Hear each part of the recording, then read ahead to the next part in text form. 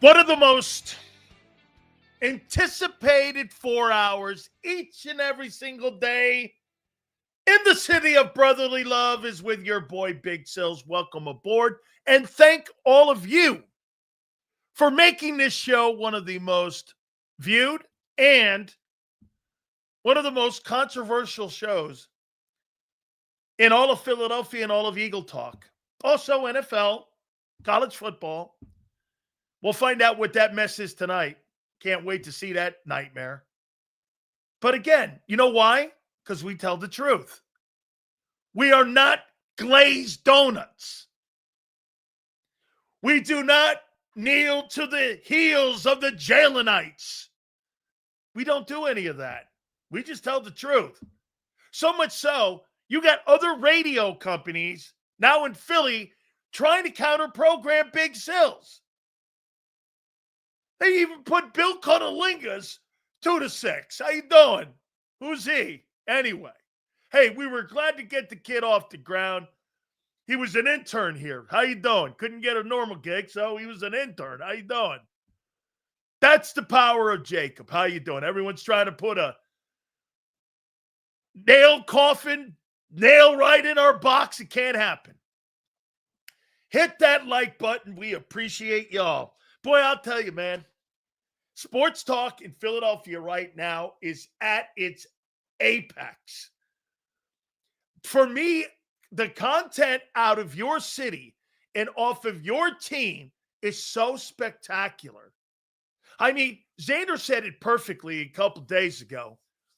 You're the Cowboys, but winners.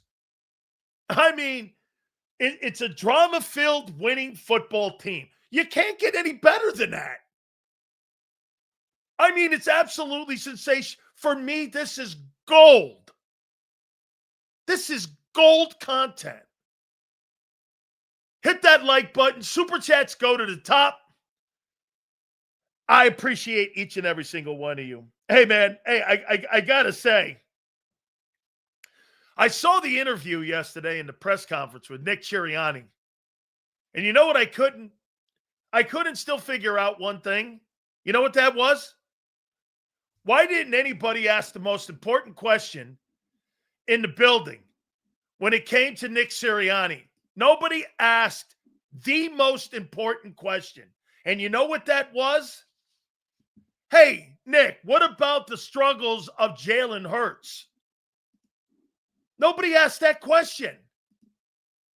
All the conversations have been going on about Tanner McKee and everything else. What you got is you don't have anybody asking the most important question. I mean, the $50 million question is, what about your quarterback struggling, Nick? Instead, it's about Kevin Patulo, the scapegoat number 10 for Jalen Hurts. Ask the question. Hey, what about your quarterback struggling? What do you make of that? Anything? Is there anything to the quarterback struggles? Nobody asked the question. One of the most important things you could ask.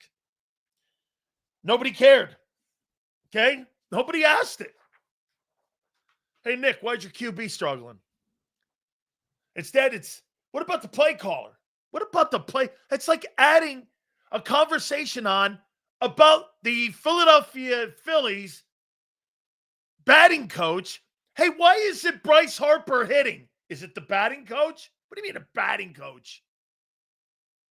Nobody's suggesting to you that Kevin Patulo is a great play caller. I even heard Nick even open up to the idea that we're evaluating scheme. Whatever that means that's something coming down from the owner. The owner now has made it very clear. When you hear Nick Sirianni making a comment like that, everything's open for conversation. Hey, Sills, who's your All-American for right guard and tackle? I haven't sent my ballot in yet. I'll let you know. I'm still looking at it. I got my ballot, and I'm going to name my All-American team. I'll post it on my X account at Dan Sileo Show. Not sure yet. Okay? Not sure yet. So That's it. All you Jalenites blame Kevin Patulo. How pathetic. I mean, how pathetic. Now, let me ask you something. And listen, we're going to start this off. By the way, Mark Farzetta will join us at 4:30. Xander will join us at 3:30. Is Jalen Hurts on the hot seat? Oh, top 10 quarterbacks and top 10 teams will also be today. Let me phrase and let me go more into what I mean by hot seat. If the Philadelphia Eagles limp to the finish, they get bounced in the opening playoff game. The Super Bowl probably gives him what? The benefit of the doubt. Right? That'll be 2 bad seasons in 3 years. With a Super Bowl he was carried to by Barkley.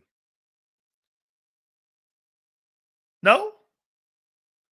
If he limps to the finish line, he wasn't really a factor last year's offense. Obviously, that's a factor now because we're going to look at the Philadelphia Eagles and who they are right now.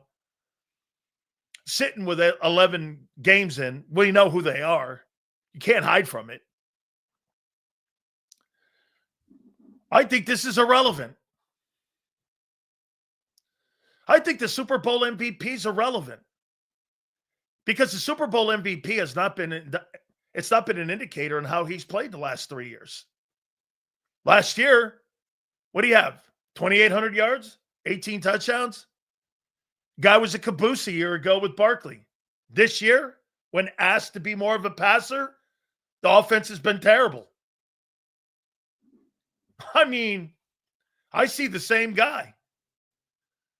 I don't see any different guy than I did a year ago. Super Bowl MVP is irrelevant right now as far as I'm concerned. Super Bowl MVPs don't play like that. Right? If you're a Super Bowl MVP, you play like a Super Bowl MVP every week. That guy doesn't play like that every week. As a matter of fact, his best game he's ever played in the biggest game has been the Super Bowl. Other than that, these 11 games, they've been, except for the New York Giant game, they've been okay. They've been below average. Jalen definitely playing like crap, but Patulo hasn't helped at all either. Well, that's a Nick decision and a Howie Roseman and a Jeffrey Lurie decision. So let me get this right. The head football coach, the general manager, and the owner thought it was in the best interest to give Jalen Hurts a training wheels offensive coordinator. Why? Because he runs a training wheels offensive scheme. Doesn't that make sense? Think about it. Follow me here, guys. Jalen Hurts was given a first-year coordinator and a limited playbook by a first-year OC calling plays. Why? Well, because the quarterback is a limited quarterback. You give him a limited OC. Isn't that why they hired him? You're not going to hire a high-complex offensive coordinator for Hurts. What would he do with it? He doesn't have the capability of playing in a high-stakes offense. Get this. The people they hired should tell you what they think of him. We hired a first-year head caller of plays because the quarterback is really limited. So does it really matter? Get this. That's not a, what do you call it? That's not a hot take. That's reality. When you want to have a high-profiled OC, guess what you did too? You know what even you did a year ago? You had a a high-octane offensive coordinator a year ago, and you dummied him down.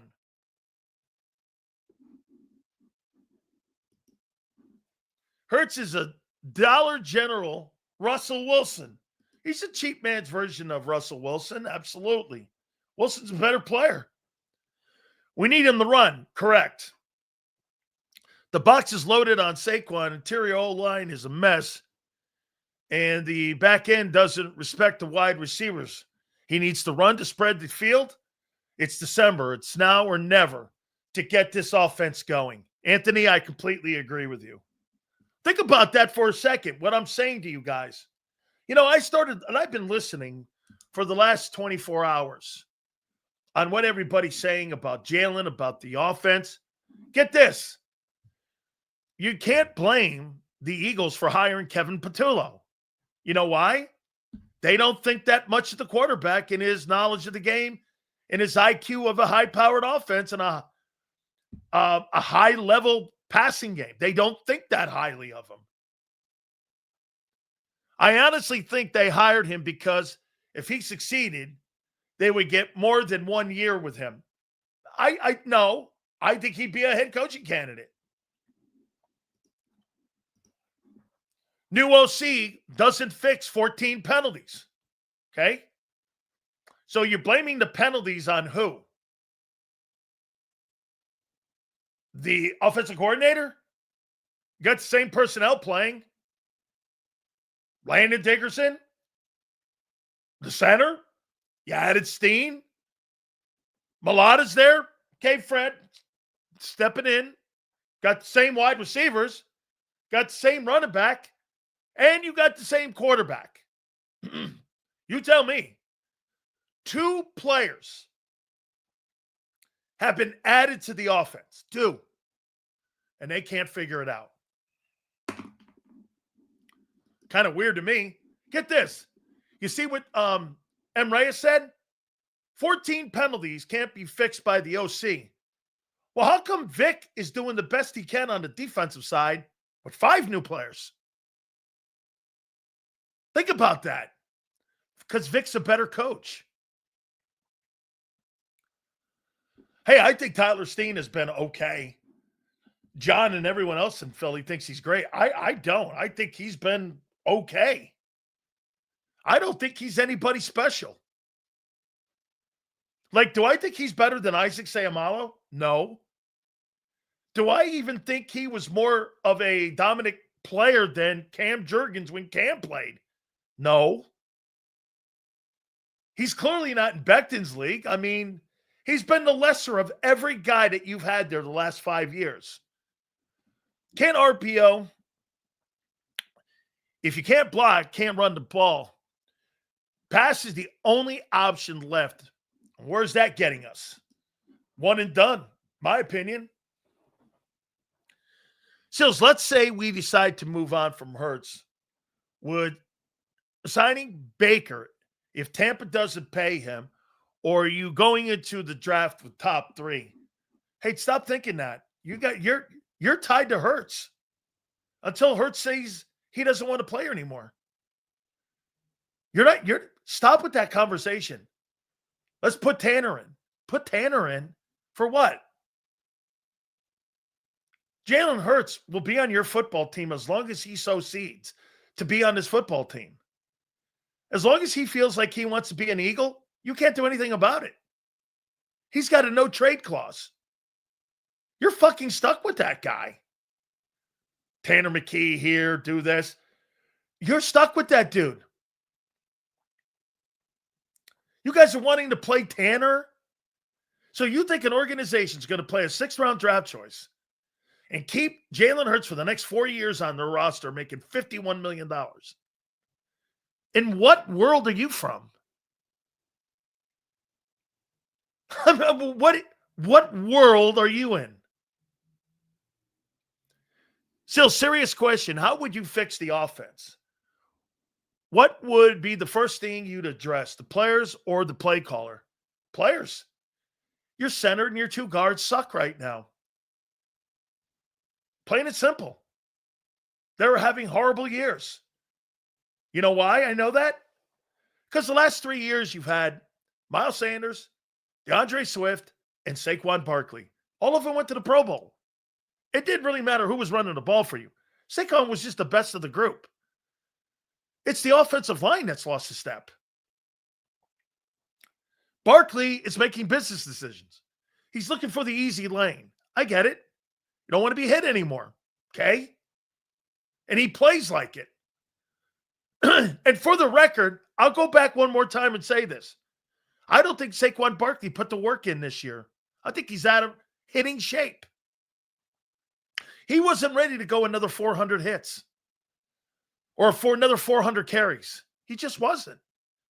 And he's playing like it. Do you think that guy's playing like he's ready to carry the ball 400 times? No fucking way. No way. How many people in here believe that Saquon Barkley looks like he's in position to carry the ball 400 times? No way is he in that room. I told you, I was talking to Eric Dickerson. Eric Dickerson said he didn't prepare his body this year. Dickerson went for 390 carries, 380 carries, and 404 in his first 3 years. He said he had to do everything in his power to have the conditioning, to take the hits, and to take the punishment. Saquon didn't put the work in. He's out making fucking videos, and he's out doing Baker Mayfield shit, doing commercials and what have you, doing all the stuff that superstars do. He's not, of all the guys who were not ready to play this year, he's one of them. And his play shows it. The offensive line has been banged up, and he's making the business decisions. Eric Dickerson will tell you, hey, if you're going to carry the ball and you're going to be the bell cow for a team, you got to be in hitting shape. And he's not. He's a one-year wonder. You have guys that are still with the Super Bowl hangover. And the biggest Super Bowl hangover is the running back. Tell me I'm wrong. O-line gets banged up, and the running back still can't get anything. He can't even get out of his own way. He can't get out of his own way. Get this. Okay. I'll try to tell you what a Hall of Fame running back told me. I asked him what was wrong the other night with Saquon Barkley. By the way, I'm not talking about in shape. I'm not talking about being in condition. I'm talking about hitting condition. I want to show you guys something that Eric Dickerson pointed out to me about Saquon Barkley. Okay? I'm going to show you something. And this was Dickerson who pointed this out to me. So let's take a look at this. Okay. Here's the carries that he's had in his career. 261, 217, 19, 280, 247, 345. And right now, what is he on pace for? Let's see here. Let me get my calculator here. And what's he on pace for this year? And how many carries he has through 8 games. So, and this was Eric Dickerson pointing this out. A Hall of Fame running back who owns the record that Barkley was trying to run down. So he's got 198 carries. Okay? He's averaging 18 carries a game. Last year, in the regular season, you're talking about a guy who averaged 25 carries a game. He's averaging 13 carries a game. Where are you fucking going with that? He's not ready to carry the ball 300 times. And he's only carried the ball 300 times one time in his career. One time. How old is this guy, too?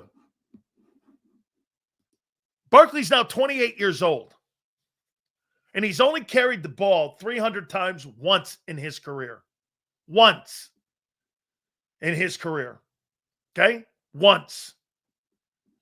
And right now he's averaging the least amount of yards he's had since 2020. He's not ready to carry the ball. Yeah, he's running like he's 40. Barkley's not in hitting shape. Does that guy look like he's ready to carry the ball and jam it up to the line of scrimmage? No. I mean, of all the people that have had like setbacks, and everyone wants to talk about AJ. AJ's a victim of Hurts' inability to get him the ball. And the play callers bullshit play calls. All of that's playing a factor. Barkley not being in hitting shape to carry the mail for 340 carries again. Many of you guys were trying to give me the bullshit that Barkley was going to go for $2,000 in a row.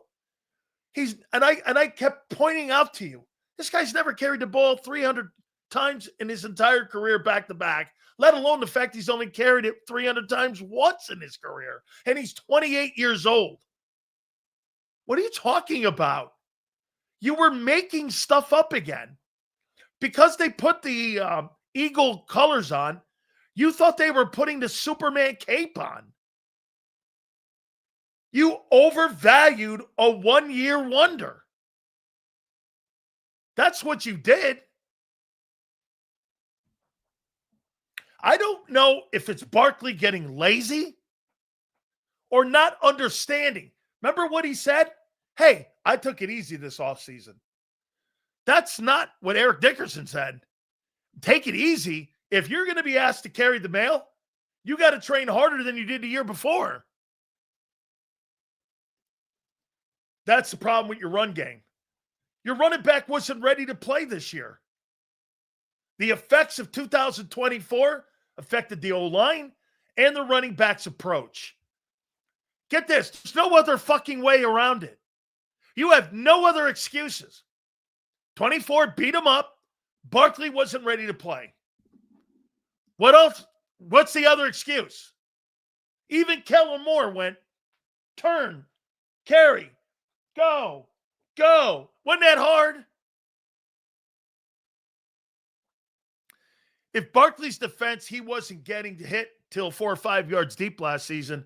Now it's 1. Okay? So you're telling me that this so-called fucking Hall of Fame back couldn't make other players better around him? Well, he ain't nowhere near a Hall of Fame guy that you guys were telling me he was. I saw Emmitt Smith take a shitty group of players and turn them into the greatest O-line in pro football history. The previous year that Emmitt Smith got to Dallas, that same O-line was 1-15. Emmitt gets there, that offensive line, all drafted by Landry, not Jimmy, except for Stepnoski. He turns him into the best O-line in football. Why? Because you know why? Emmitt is Emmitt. Same thing in Detroit with Barry Sanders. He turned offensive linemen that were considered decent into great O-linemen. Why? Because you had a great back. No matter who was fucking blocking for him. Same thing with Adrian Peterson. Adrian Peterson made everyone great around him. So Barkley can't make the guys great around him. Barkley was a product of the O-line. Not Barkley making the O-line better. The O-line was always great. Once the offensive line started taking steps back, Barkley stepped back into being the New York Giant Barkley. That's what you got a problem with your run game. Barkley's back to being Barkley because the O-line's not elite anymore. There's your problem with your run game. And get this, there's no fixing that. Only time you could fix that is next offseason, draft and free agency. Same way the Chicago Bears did it. The run of that O-line's over. It's over. The O-line is over. You put Derrick Henry on that offense, Derrick Henry will make them stiffs better because Derrick Henry's that guy. Barkley was never that guy. That's why when you see a guy like Tank Bigsby, limited carries that he gets, he bursts in there because you know why? The guy wants it. The guy's trying to make a statement and a place on the – he's fighting for a roster. Tank Bigsby's fighting for a place in the offensive game plan. Barkley is right now a caboose. I mean, tell me I'm wrong.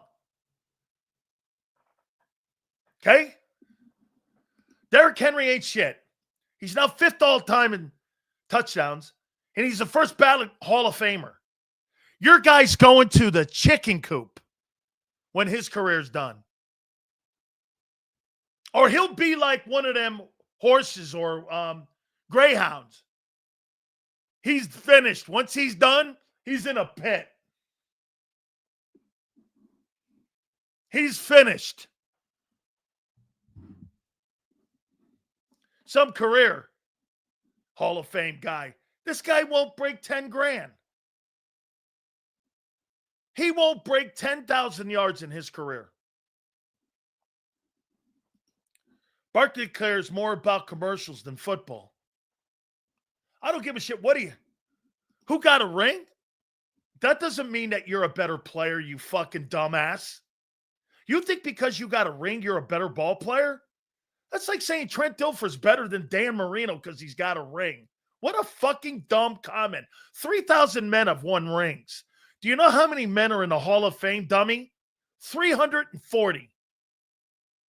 There's a difference. This guy's stupid as ever because you know why? He thinks that ring makes you a great player. It doesn't. Jan Dotson's got a ring. Hey, according to that dumbass, that he's got a ring, that means Jahan Dotson is better than Randy Moss and T.O. Henry will have over 1,000 yards this season again at 31.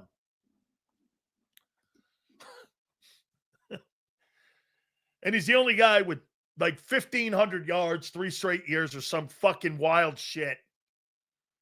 That guy couldn't. He's nowhere near Derrick Henry. Sills, I like you, but stop putting this. No. The inabilities of the offense is not just on Saquon. You combine that with a limited quarterback. No. If you're taking it that I'm blaming Saquon Barkley for the entire offensive ills, you're crazy. This is one of the many things that's wrong with the offense. You know damn well last year put a toll on him, okay? And all of our O-line, okay? Tush pushes, those rushing yards, both took a pull, okay? And? Okay. What's the point? That was the point I was making. Hey, that's the point I was making this offseason.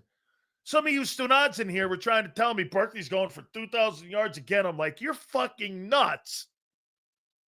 If you think that, you're stupid. I'm talking about your run game. Your run game's not getting better. Your O-line is not good. It's just not good. What's your point? I just fucking made the point, dummy. The point is the many things that are wrong with the team. You want to know what's wrong with the running attack? Barkley wasn't prepared for 2025 to carry the ball 340 times. And that's what you needed for the offense to be what you had a year ago. He's on pace right now for, let me see. How many carries is this guy on pace for this year compared to what he did a year ago? Okay. That's if he plays all games. So he's on pace this year for 270 carries off of 340 regular season.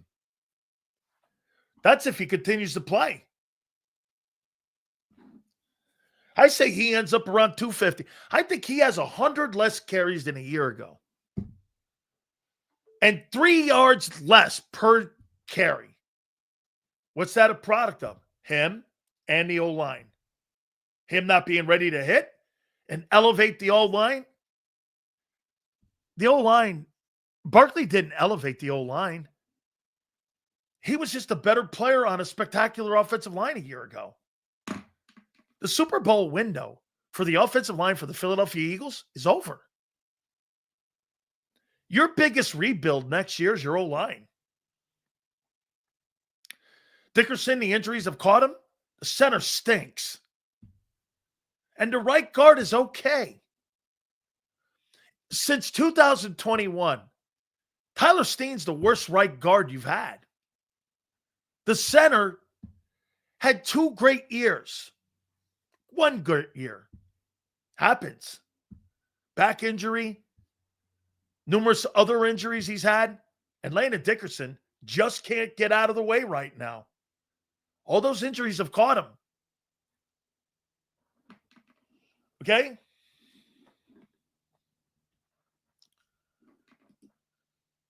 So did Eric Dickerson also point out that Sanders and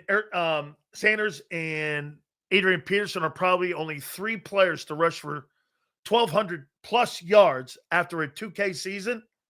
Well, if you remember right with Dickerson's first year in the league, he went for 1,880. And then the following year, he went for 2,105. And then after that, I think he had a down year. And then after that, he came back and he had another 1,862. In Eric Dickerson's first 4 years in the NFL, I think he gained more yards than Barkley has in his career right now, if you add him up. That's how dynamic he was. In his first 4 years, he has more rushing yards than Saquon Barkley does in 9 years. Put that in your hat. That's a guy who's a bell cow back. That's a bell cow dude. I don't believe it. I don't believe it. I don't think he can elevate anybody. I don't believe it. Barkley is a product definitely of the O-line. He doesn't make O-linemen better. The O-line's not great. He's not great. The great backs are this. Hey, a great back makes average O-linemen look great. Same with quarterbacks. Barkley doesn't make anybody look great. Just like he was right now in New York. Offensive line's not performing well. It's the running back's responsibility to make everybody else better. Emmitt Smith did. Adrian Peterson did. Derrick Henry did. All the great backs make everybody great around him. Not Barkley. Barkley is kind of the running back version of Jalen Hurts. By the way, that's not the only problem with the offense. That's one of the many problems with the offense. I didn't say he did. I just said if the O-line was healthy, he would most likely be getting, he'll never happen.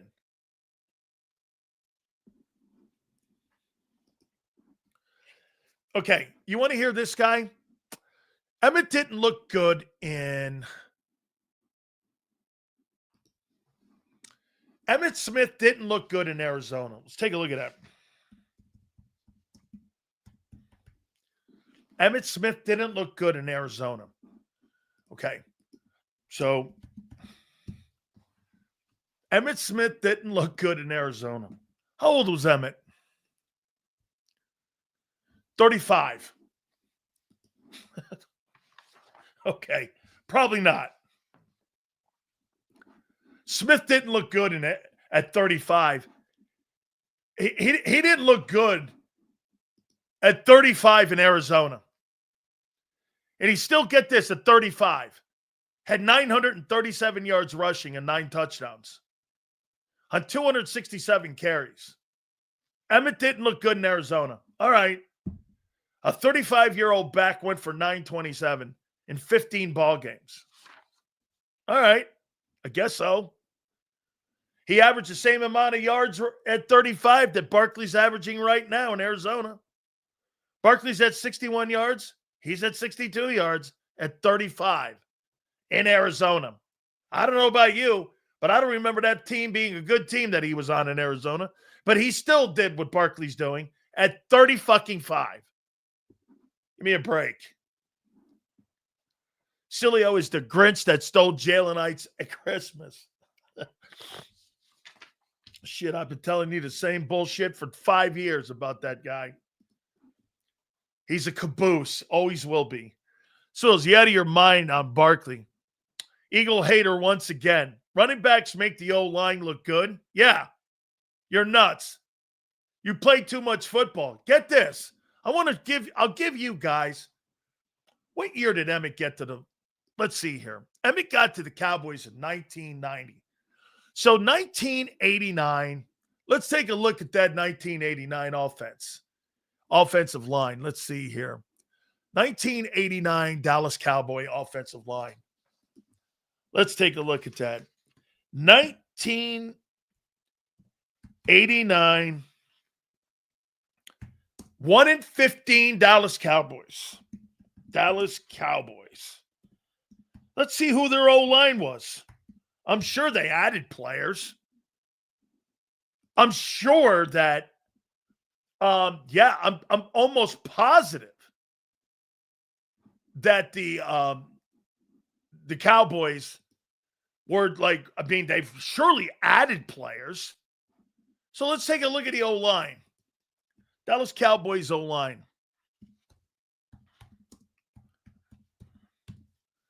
Okay. So let's see that. Dallas Cowboys O-line. Mark Tuney, Nate Newton, Tom Rafferty, Crawford Kerr, and then Kevin Gogan. Okay? So let's go to Emmitt. In Emmitt's first year in Dallas. So Emmitt Smith goes for 937 yards, 11 touchdowns, and is the offensive rookie of the year with that same O-line. Let's see, in 1991. Was it the same O-line? Yes. Same offensive line. Emmitt goes for 1,563, leads the NFL in rushing, has 18 touchdowns. With the same group that went 1-15. Did Emmitt make the O-line better? Sounds like it to me, because Emmitt went on to win 3 rushing titles in a row. Actually, Emmitt won 4 in 5 years with that O-line. Wow. Sounds like somebody made somebody better. Somebody made somebody better. Same guys that were there with the 1-15 fucking team. I don't know. Emmitt made somebody better.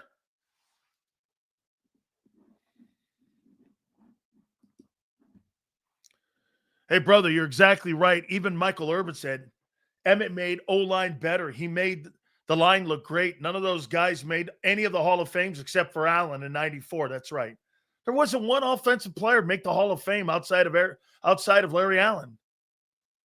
You're telling me those guys were all fucking superstars and it's the greatest O-line of all time, and you got one Hall of Famer and nobody else is a Hall of Famer off that O-line? Fuck, you got two potential you got two Hall of Famers on that O-line in the last 5 years. You got Kelsey and Lane. Maybe Bellotta one day. This guy had no Hall of Famers but one dude. Running backs don't make O-linemen better. Okay, I'll have to remember that one. So didn't Emmitt set the TD rushing? Yeah, I think he had 25 one year. Yeah, I think he did. Yeah, 1995. Emmitt had 25 rushing touchdowns. All by guys who were drafted by Tom Landry. 4 wins the year before Jimmy got there with the 1-15 team. That guy's going to try to tell you Emmitt didn't make him better. Even Cowboy fans come here to get their football fix, Big Sills. Cowboys are playing great ball right now. Right now, the Cowboys are playing the best football of any team in the NFC East. Larry Allen came to the Cowboys when they already won 2 Super Bowls in the 90s. And remember something, too. Jimmy Johnson and Bob Ackles had recruited him when he was at Humboldt State. And if I'm not mistaken, Larry Allen was a 12th round draft choice. Nobody wanted to take a chance on him. The Cowboys had started their recruiting of him when Jimmy was there, when Switzer was there, and then mostly with at the end when Switzer was there, and then Campo had him too, because Dave Campo, who's been on this program, is a friend. They couldn't believe what they found in the 12th round in Humboldt State University. And Larry Allen goes on to be the greatest guard in the history of the league. That's talent evaluating. Imagine if the Eagles had Emmitt. They'd be crazy with Cunningham. Oh, stop. I mean, they'd be crazy.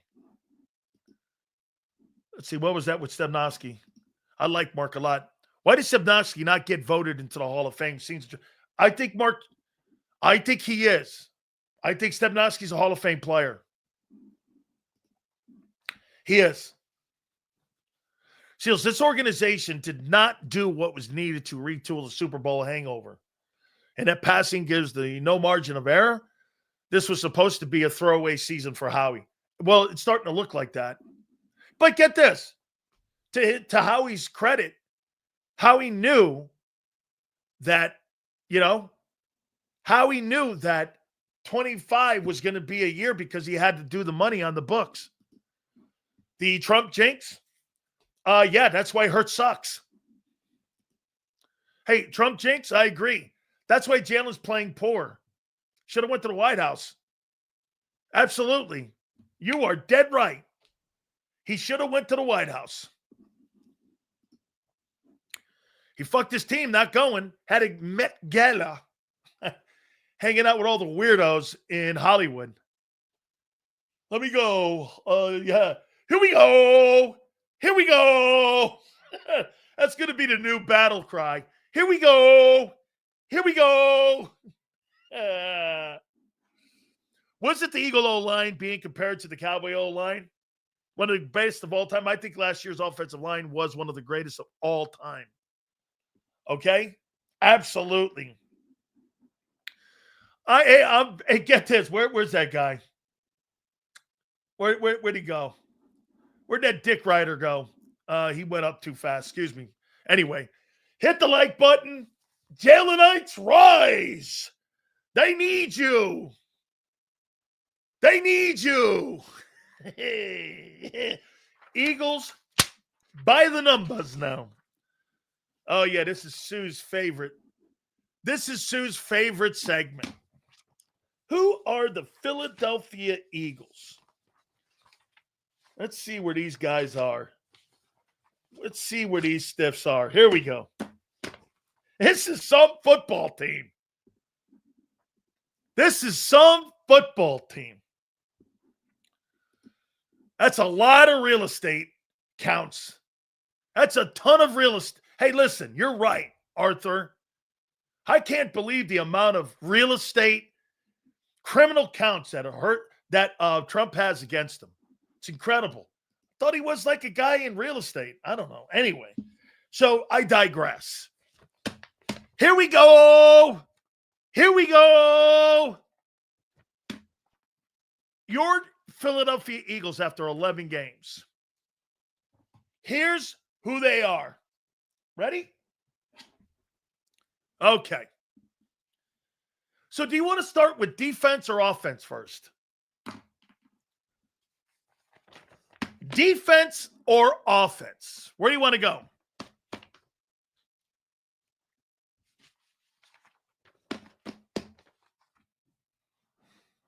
Defense or offense? It doesn't really matter. These are terrible. Offense. D.O. Let's see here. Let's see.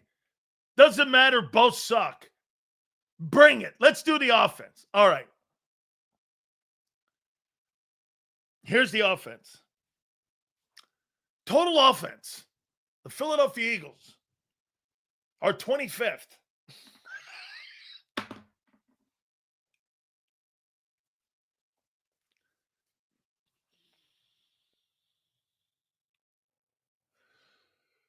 Passing, they're 24th. Hey, you're actually fucking a little better than you were a year ago. Appreciate it, Kyle. Holy shit.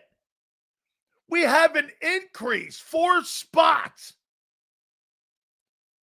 You went from 28th to 24th. Jesus criminy. That's incredible. Passing offense is now 24th. Damn. There you go. Your run game is now 22nd. You're scoring, you're 20th. And third down, you're 28th. You're the worst team in football on success rate, just about. Oh, but you're number 1 in red zone. How are you number 1 in red zone with this shitty offense?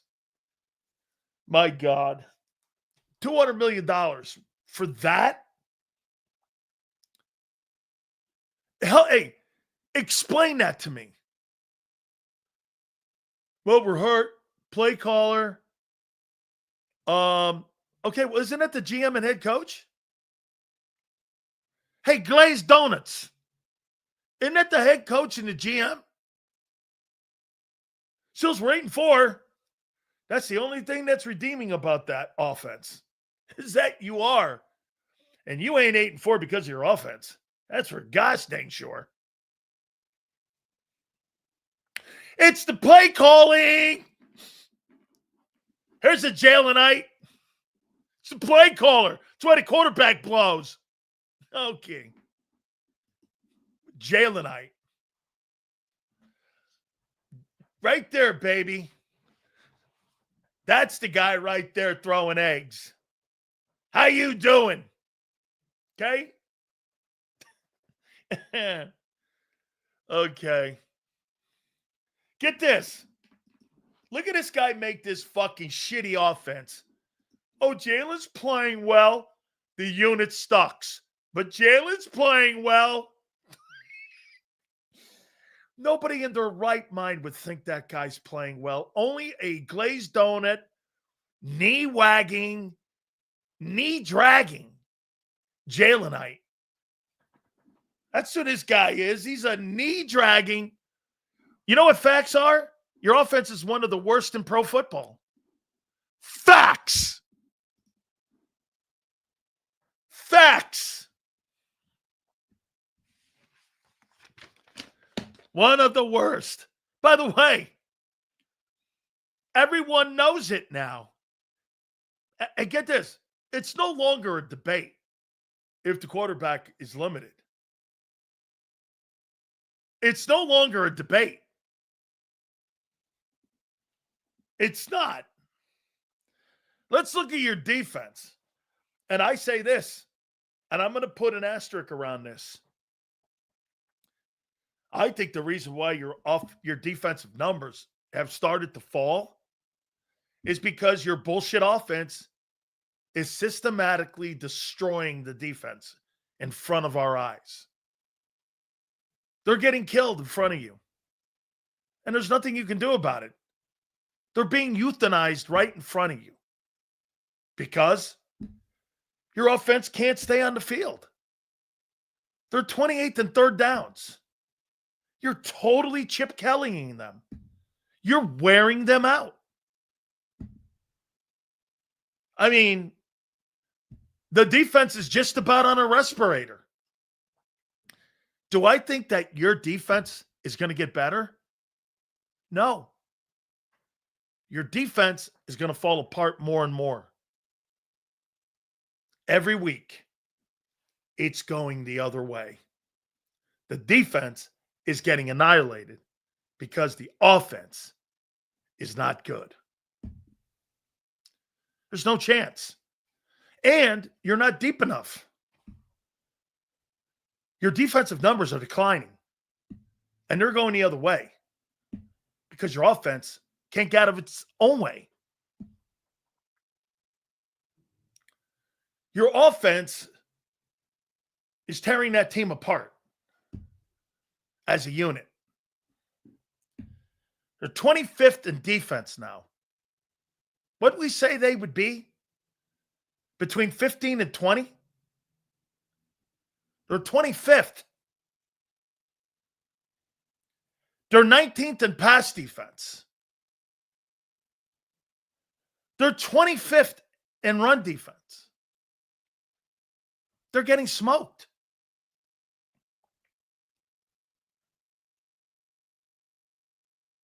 They're 25th in third down defense. You know what that means? They can't get off the field. So let's put this in context here. Your offense can't stay on the field because they're 28th. And your defense can't get off the field because they're 25th. This is why you're getting beat. I mean, you can't stay on the field offensively, and you can't get off the field defensively. That's who the Eagles are. Margin of error, one turnover, you lose. It could be the Raiders. Are you good enough to beat the Rams? Oh, yeah. Are you bad enough to lose to the Raiders? Yeah.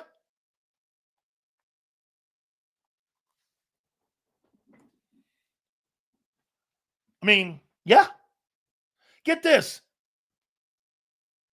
Those numbers, the only two numbers that truly matter is third down and scoring. And your defense is 9th in scoring defense. That's the only reason you're 8-4. Is because Vic plays great red zone defense. Because he's the better coach in the building. The only reason you're 8-4, nothing to do with your offense. You're 19th in scoring offense. You're not really anybody. You can't stay on the field, and you can't get off the field. 2025 Philadelphia Eagles. There you go.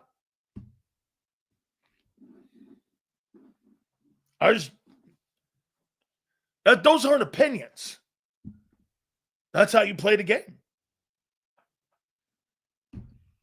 It's either crash and burn, then make changes in the offseason, or benching the quarterback or firing the OC. Brandon, when you act like that, you act like the Browns and the Jets. That's not Eagle behavior. We're not fucking making all them moves like that. The Jets do that shit. That's why the Jets are the Jets.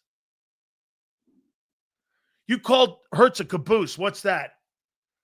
Well, easy. There's bus drivers and bus riders. Hurts is a bus rider. He's at the back of the locomotive. And you got a big old train pulling it in the front. There's bus drivers and bus riders. Pick one. Sills, check out the interview I had with Xander in the postgame. The problem isn't who we're playing, it's how we're playing. Yeah. I'll buy that. Would the Eagles be better with a Wildcat offense? Fuck, you got that now. Hurts will not get benched. I promise you that. Only reason that fucking guy's not getting benched is because they got a $50 million no-trade contract with him. Of course he's not. You're tied to that guy no matter what he fucking does. Whether he's great, he sucks. No, you're right. They ain't going anywhere. Hey, let's bench him for Tanner McKee. That's idiotic. You bench him, you're putting $50 million on the bench. Teams don't name me one $50 million quarterback who gets fucking benched. Name me one guy even on shitty teams that has been benched. One guy that makes $50 million and has been benched. Let me think. None. Okay? Hey, kid, I'm talking about in the recent lifetime, not 25 years ago. Who was making 25? Who was making 50 million bucks? In San Francisco. I must have missed that guy. Who was that guy? Brock Purdy? Who was making 50 million bucks? San Francisco's never had a $50 million a year quarterback. What's fucking wrong with you? Hold on. Carson Wentz was making 50 million? When? Deshaun Watson wasn't benched. He got hurt. Fuck you talking about? Evangamen. Good afternoon, Sills. Hiring Patulo was questionable in the beginning. Welcome to the club. I welcome everyone on the victory float over here. We told you that thing was stupid. Purdy wasn't benched, dickhead.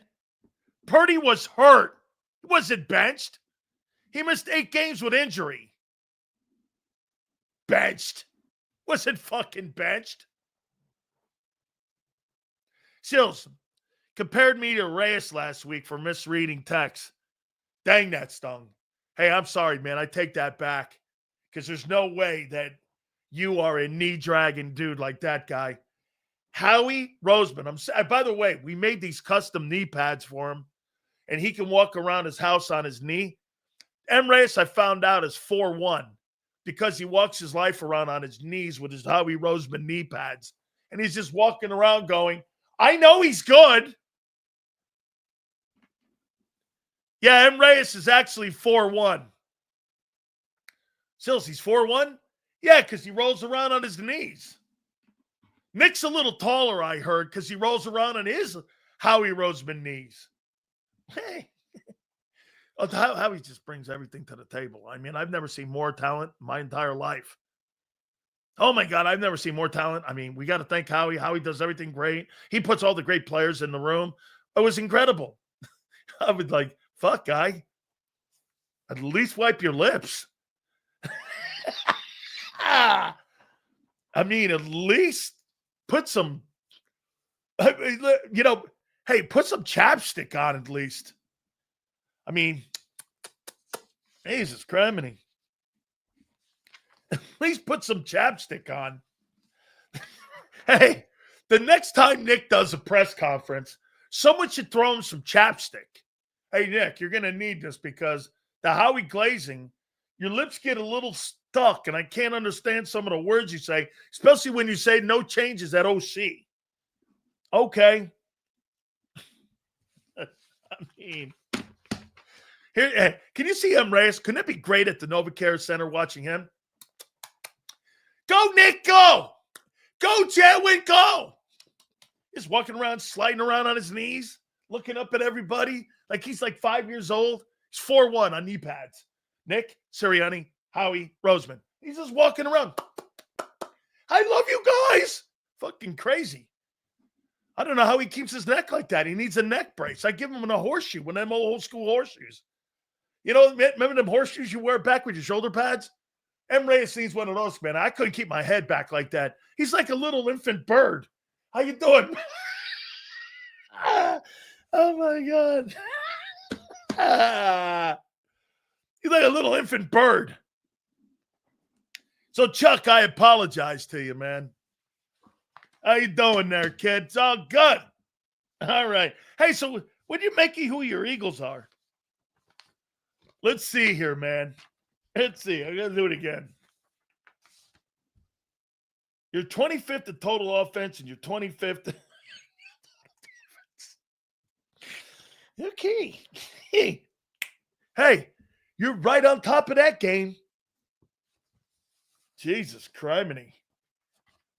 Yeah, but I love all the players that Howie's brought in. Really? The Keely Ringos? Jesus criminy. Keely Ringo's still on the team. Good for him. I mean, that guy, That guy's got some dirt on somebody. We need more consistency within this. We get Skipper. That's great talk. They need a offensive-minded. Why would they need an offensive-minded coach for a quarterback that doesn't understand offensive, high-powered play calling? They're not going to hire a guy that Jalen can't work with. They're hiring people that Nick can work with. They've never hired a coordinator. And listen, do I think here, let me give you Jalenites a little love. If Shane Steichen was the offensive coordinator of the Philadelphia Eagles, I think Jalen Hurts might be in the conversation for the MVP. But until further notice, the Philadelphia Eagles don't hire coaches like that for him. They haven't since Shane. Oh, Skipper. I've tried to make that point as clear as I can. Hurts sucks right now. And it's the head coach. It's not the play caller. Change the play caller. The head coach has his opinion of Hurts. It's the head coach that needs to be replaced, not the play caller. Because whoever you put in there is going to have the same direction. Run the ball. Don't put the guy out there too much with high volume passing. Until you get a guy in there that knows how to handle RPO type style players, Jalen Hurts is regressing. A.J. Brown's touches are going down. The passing game has gotten worse in the last 3 years, right?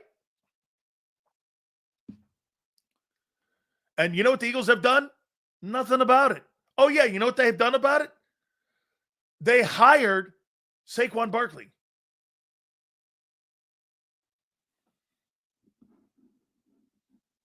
Okay?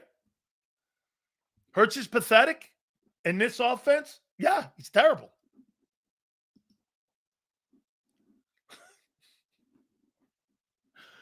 Oh, my God. AJ's numbers are up the last 2 games, and you fucking lost. How can we hire RPO play caller if Hurts doesn't want to run anymore, Sills? Wow. Well, there's Hurts' ego. Hurts thinks that he's like Lamar Jackson or some of these other guys. He's so far not that guy. You know who he is? He's Tyrod Taylor, better. He's a better Tyrod Taylor. He's a better Jacoby Brissett.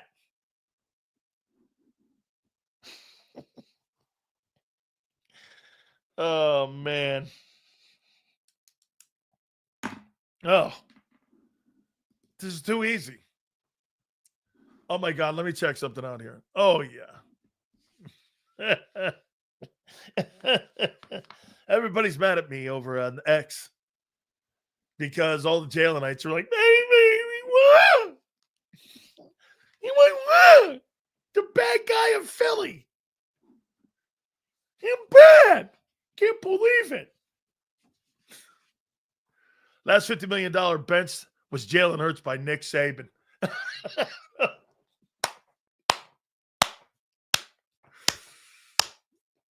Oh, man. Sills, which current quarterback do you compare Jalen Hurts' skill set to?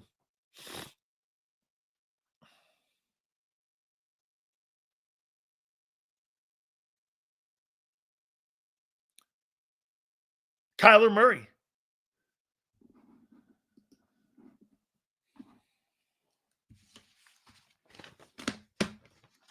Kyler Murray. He makes 48. He's just in a shitty situation in Arizona. They're just not good. Bad drafting, bad coaches, Bad organization for 100 years. Yeah, Kyler Murray. Oh, by the way, 2 OU guys, right? 2 guys coached by Lincoln Riley. Got it.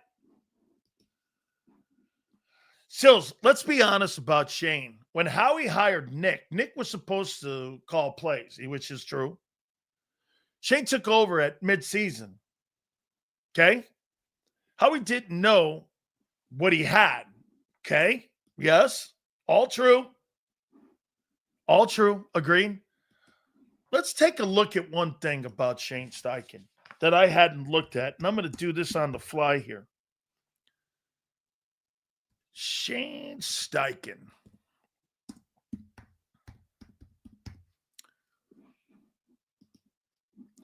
Let's take a look at Shane. Okay.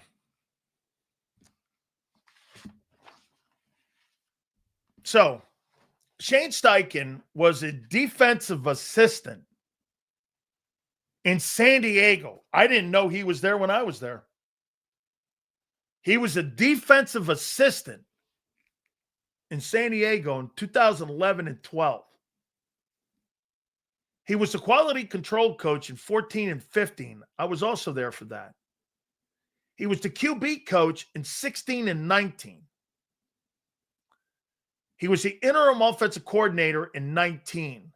Then the offensive coordinator in 20. That was with Justin Herbert. So he coached Justin Herbert and he coached Phillip Rivers.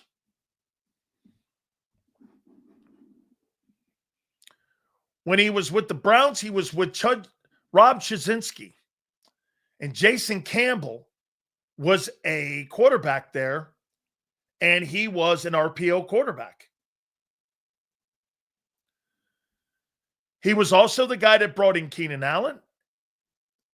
And he was also a guy that was promoted with Ken Wisenhunt, who was the offensive coordinator, I remember. He was the OC. And then he started working with Justin Herbert. So that's his history. He had worked with Rivers, and he has worked with Justin Herbert. Okay? And he was with Jason Campbell, the former first-round pick by the Washington Redskins, who was brought into Cleveland.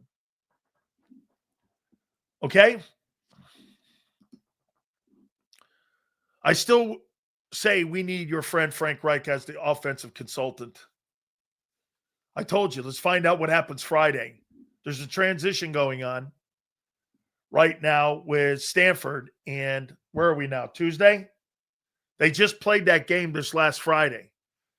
There's a transition going on, and listen, Frank got mad because I said some things on the air because the Eagles watched the show, and they sent these clips to Frank. So I don't want to dent my friendship with Frank, which has been for 41 years. Bob Lang don't give a fuck about my friendships. All he does is try to assassinate him, and which he's trying to. My friends don't care, though, because they know he's an asshole. So, yeah. So let's wait and see.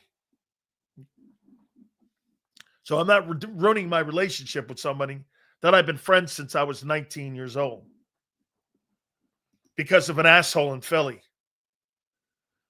I got you, Sills. No, I'm just saying. I mean, Frank said I told you something and you put it out there. They sent it to me. I sent it to Xander. And they sent it to him. So I posted something after what I said on my show. The guy was in the middle of coaching against Florida State when they sent that to him. What an asshole. Hey, Bob, guy was doing a job trying to coach Stanford Cardinal team. And you had more so worried about me and what I was saying about him potentially being a consultant in Philadelphia, that you would fuck with him during his season? What an asshole. I mean, it goes to show you what kind of asshole and what kind of lengths they'll go. This shows you what kind of lengths they'll go to. A fucking guy's coaching the He goes, I'm getting ready for the game plan for the Florida State, which they beat them. And Bob Lang sending fucking screenshots of something that I posted and said on my show. What a fucking asshole. Guy's got a job to do. Let him do it, guy.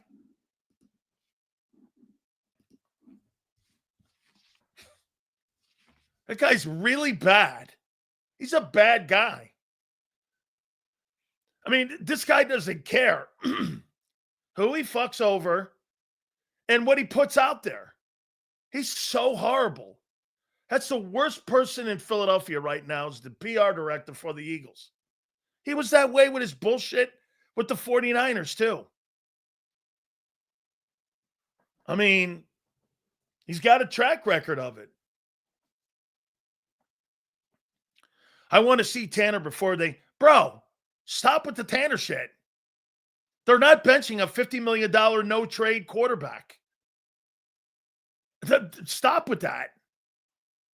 Hey, I want to see Tanner McKee. Tanner McKee, so you got a quarterback you can't trade, you can't get off of for 3 more years or 2.5 more years, and you think you're going to play Tanner McKee? In what universe?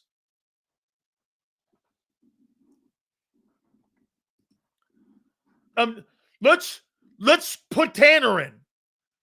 It sounds like you're talking about a high school championship game. I mean, stop it. You don't think the economics of the sport. You never do.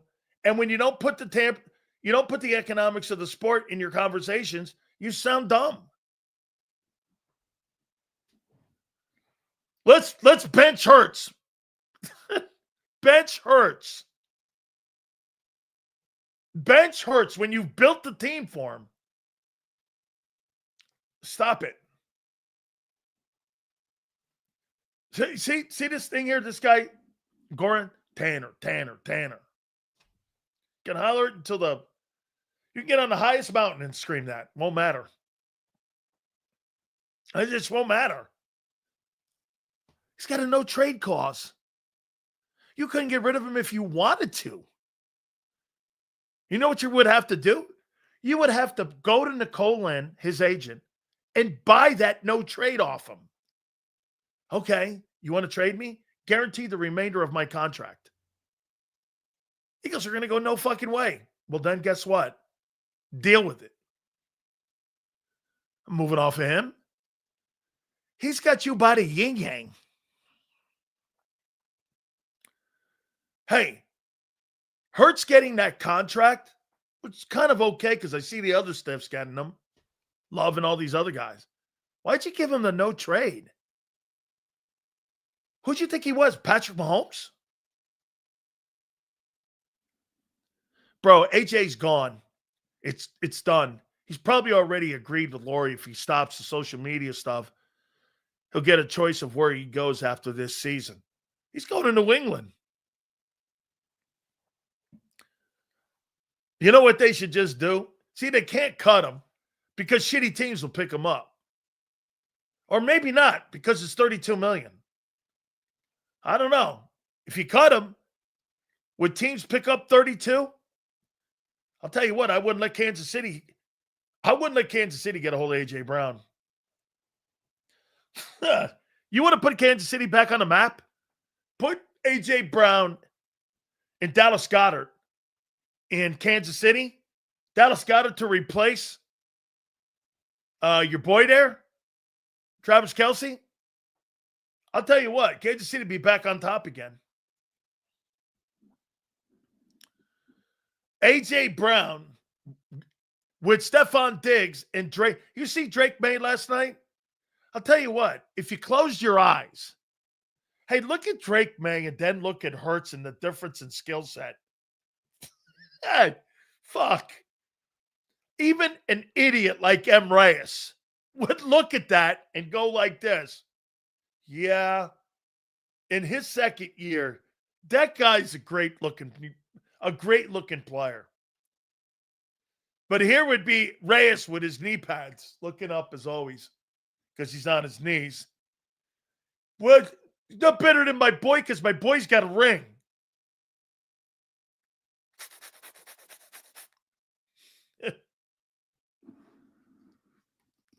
Yeah, no, I'm sure of it. Drake May. Oh, my God. Drake May. Hey, when you watch Drake May, look at. See, told you. Knee pads out. In force. Fake May. He doesn't look better than my guy. You know the guy who can't keep a straight face when he's fucking lying? Jalen Hurts is better. He's got more talent than Drake May. Like palsy or something.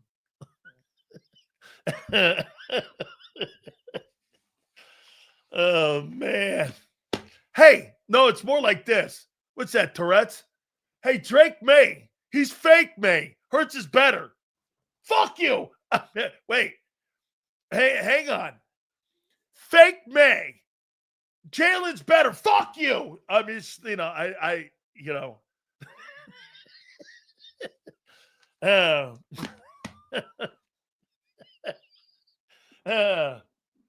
fake May.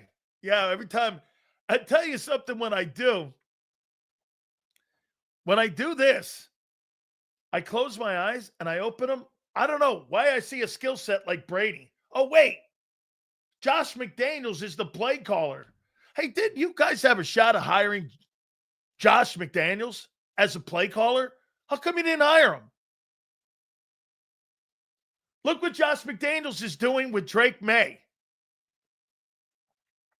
He's an MVP candidate. Well, he was a bad head coach. What's that got to do with play calling? What's that got to do with it? Well, Sills, they play a last play schedule. Oh, I know. And they also have $35 million in cap space this offseason. How you doing? Get this. See, what this fucking ignorant human being didn't hear, so I'll have to repeat it because Nimrods like this don't fucking get what I said. When I said skill set has nothing to do with Brady. He's a drop back guy. He sees the field. And unlike your stiff, he can read a defense. Is that plain enough for you, ding dong? Take a nap, sit down, go in your corner. Eddie's.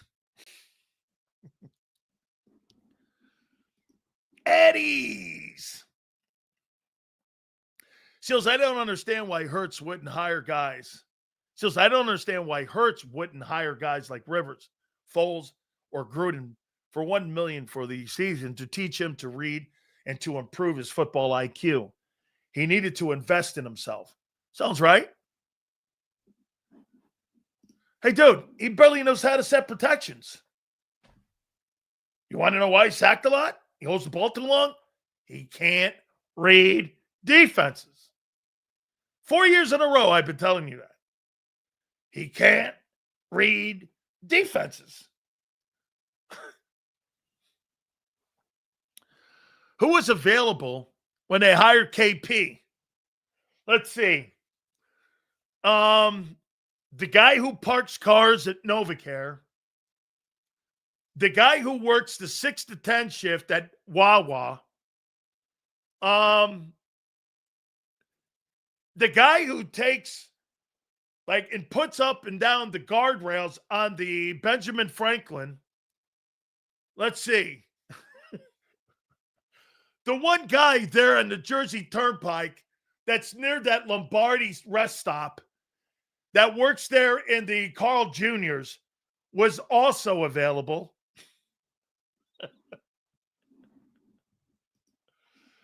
Sills, y'all stand up there and clown Hurts, but then not say to bench him. You can't bench him. Get this. What does that have to do with wait a minute. Wait, you're not putting the business of football in this. He's got a no trade. He's making $50 million. He just came off a Super Bowl 11 months ago. You're benching him for Tanner McKee? That would be the first time I've ever seen a Super Bowl MVP benched the following season for a 6th-rounder. A Super Bowl MVP. I think if you bench him, you could take that Super Bowl MVP and put it right where M. Reyes doesn't want to feel it. Yeah. Hey, he was a Super Bowl MVP. The Super Bowl MVP was benched 11 months later. Okay. Oh, my God. Lord of football, I love you. You know this. Please, Lord of football, bench his ass. 11 months after the Super Bowl MVP, he would be benched. Lord of football, I bow to you. Thank you. My God. That would be the greatest story in the history of football. What an absolute unbelievable thing. That's right. Right there. That would be sports talk gold. So wait, he wins the Super Bowl MVP 11 months ago, and they bench him for a 6th-round pick going into the Raider game. Fuck. Gosh. God of football gods. Make that happen. Oh, my God. Hey, when they benching him? For the Raider game. What? For the Raider game? Yeah. Oh, my God. Ray, football gods. Got to make that happen. Okay? Dan, please explain to me why we paid everybody except the OC. I don't know why you hire these nobodies. Quality. Listen, like I told you about Kevin Patulo. Look at this guy's resume. I mean, I think it was Xander that told me. He's been a coach for 16 years. Oh, well, shit. Let me take a look at that guy. What a resume he must have. I want to show you a resume. Okay? So here's Kevin Patulo's resume. Okay, here's Kevin Patulo's. Where is he here? Here's Kevin Patulo's resume. And then I'm going to read you a couple more resumes. Here we go. He was a grad assistant at USF, grad assistant in Arizona, quality control coach, go get me a cup of coffee guy in Kansas City. He was a cup of coffee guy in Buffalo. He was a cup of coffee guy. Let's see. Assistant wide receiver coach. He wasn't a position coach there. He was a quarterback coach with the Jets for 2 years. Okay, there's one. Senior offensive analyst. That's not a position coach. He was a wide receiver coach with the Colts. That's 2. Passing game specialist. That's not a coach. Passing game coordinator. That's not a coach. He's not a position coach. Passing game coordinator, assistant head coach. That's not a position coach. Currently the offensive coordinator. He's had 3 jobs in 15 years. The rest of them have been like, go get me a hamburger or a coffee. Now, let me read you a resume. Okay? I'll read you 2. I'll show you a resume. Okay? I won't name the name yet. Okay, here you go. Quarterback coach, Colts. Wide receiver coach, Cardinals. Quarterback coach, Chargers. Offensive coordinator, Chargers. Offensive coordinator, Eagles. Head coach, Colts. Head coach, Panthers. Head coach, Stanford. That's Frank Wright. That is a resume. Let me give you one last one. The guy's fucking not qualified. Here's another guy. Here's another friend of mine. Guy had 3 jobs in 15 years. Now here's another guy. Running back coach, Minnesota. Quarterback coach, Bucks. Offensive coordinator, Browns. Offensive coordinator, 49ers. Quarterback coach, Lions. Offensive coordinator, Cardinals. Offensive coordinator, Dolphins. Head coach, a CFL. Head coach, Bears. Offensive coordinator, Browns. In his 15 years in coaching in pro football, he had 10 position coaches and half of them were coordinator jobs. That's Mark Trestman. The guy before that was Frank Wright. The guy you hired has had buddy jobs. Special assistant to the special assistant. What the fuck is that? What is that? The special assistant to the special assistant. Okay? Special assistant to the special assistant to the offensive passing coordinator game. What the fuck is that kind of job? And then he turned, wait a minute. So, like Kevin Patulo, the year before he got the OC job this year, he was the special assistant to his best friend, who was the passing coordinator. And now he gets the OC job. Based on what? His lengthy experience of getting coffee? How is that possible? You hired a guy who had go get me a cup of coffee guy for Jalen Hurts, who just won the MVP 11 months ago. Solid move. Who signed off on that, too? The special assistant to the special assistant to the special assistant. And he's the passing coordinator column. Oh, wait. What's this one? Seals, you see Joyner and WIP launching the slander campaign on A.J. Brown already? Eagles are getting ready to make their move. Once again, Big Sills and Dan Sileo was right about everything. I told you 2 weeks ago that they were going to start their campaign. And that's from Hair Bob. You don't slander a player on the flagship station of the Philadelphia Eagles without having that dumbass okay it. You think those hosts just start slamming people without getting the okay? Yeah, sure. You don't live in the world of today, where talk show hosts are propagandists.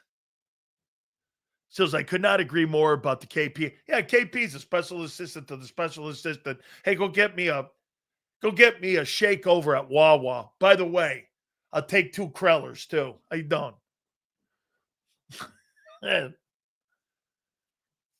By the way, my top 10 NFL teams, top 10 quarterbacks are today, as always, the special assistant to the special fucking assistant.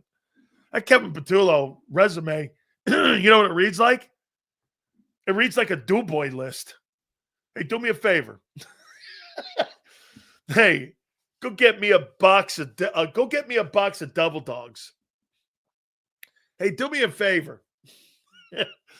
Go get me a mocha. You know, I'm not really one of them mocha guys. You know, that fancy. My daughter, my wife drink that shit. Fancy coffees. I'm not in like fancy. Okay? Broken record, Sills. Stop doing the same fucking bullshit by hiring stupid-ass assistant coaches. You're damn right. The Eagles are a broken record. How you doing? Wonder if they're going to show the parking lot meeting on Hard Knocks. Yeah, the parking lot meeting was this. Where you going tonight? What strip club you heading to? I'm going to the one down there here in the convention center. Not that I know where there's one. Xander told me.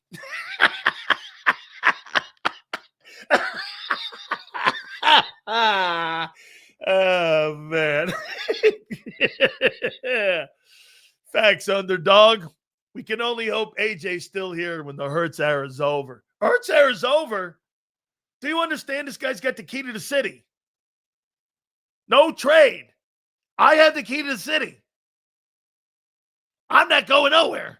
Hey, I want Tanner in. Hey, you know what he starts doing? He starts going like this, showing you the key to the city. Where the fuck you think you're going? He's going to put you like in a seance. All the Jalenites, you know? All the egg throwers. There you go, all the Jalenites. Ooh.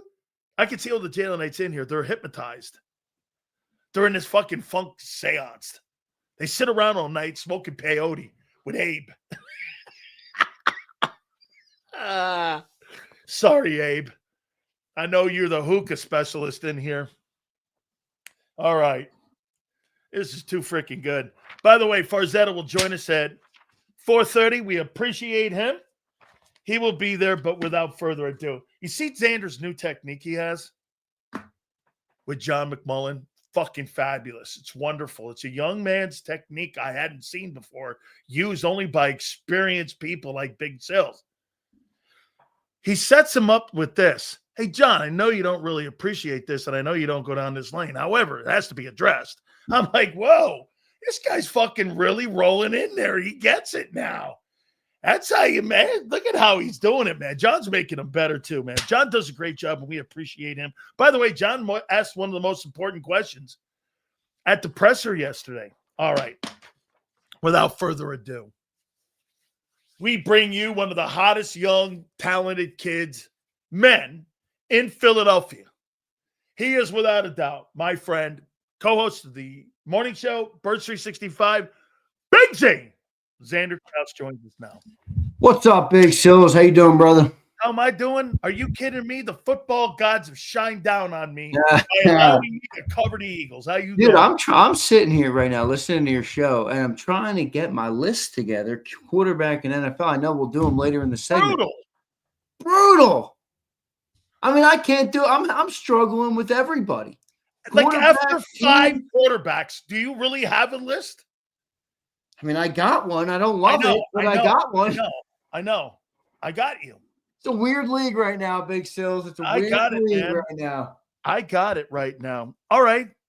So all the BS going on what's going on with your football team. Are you ready to go against the Chargers on Monday night? Do you think this football team – and here, Xander, let me read you this before you answer this. Here's who the Eagles are.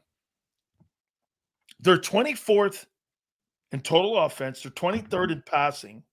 They're 22nd. You went from the number 1, number 2 running attack. You fell 21 spots. So are we bottom 10 in everything, offense and defense? 28th and third down. What are we on defense? Okay. You're 26th in total. It's an abomination that I have. You're 20th in passing defense. You're 25th in run defense. Here's the only reason you're winning. You're 9th in scoring defense. You're 25th in third down. So let me get this right, Xander. Here's your team after 11 games.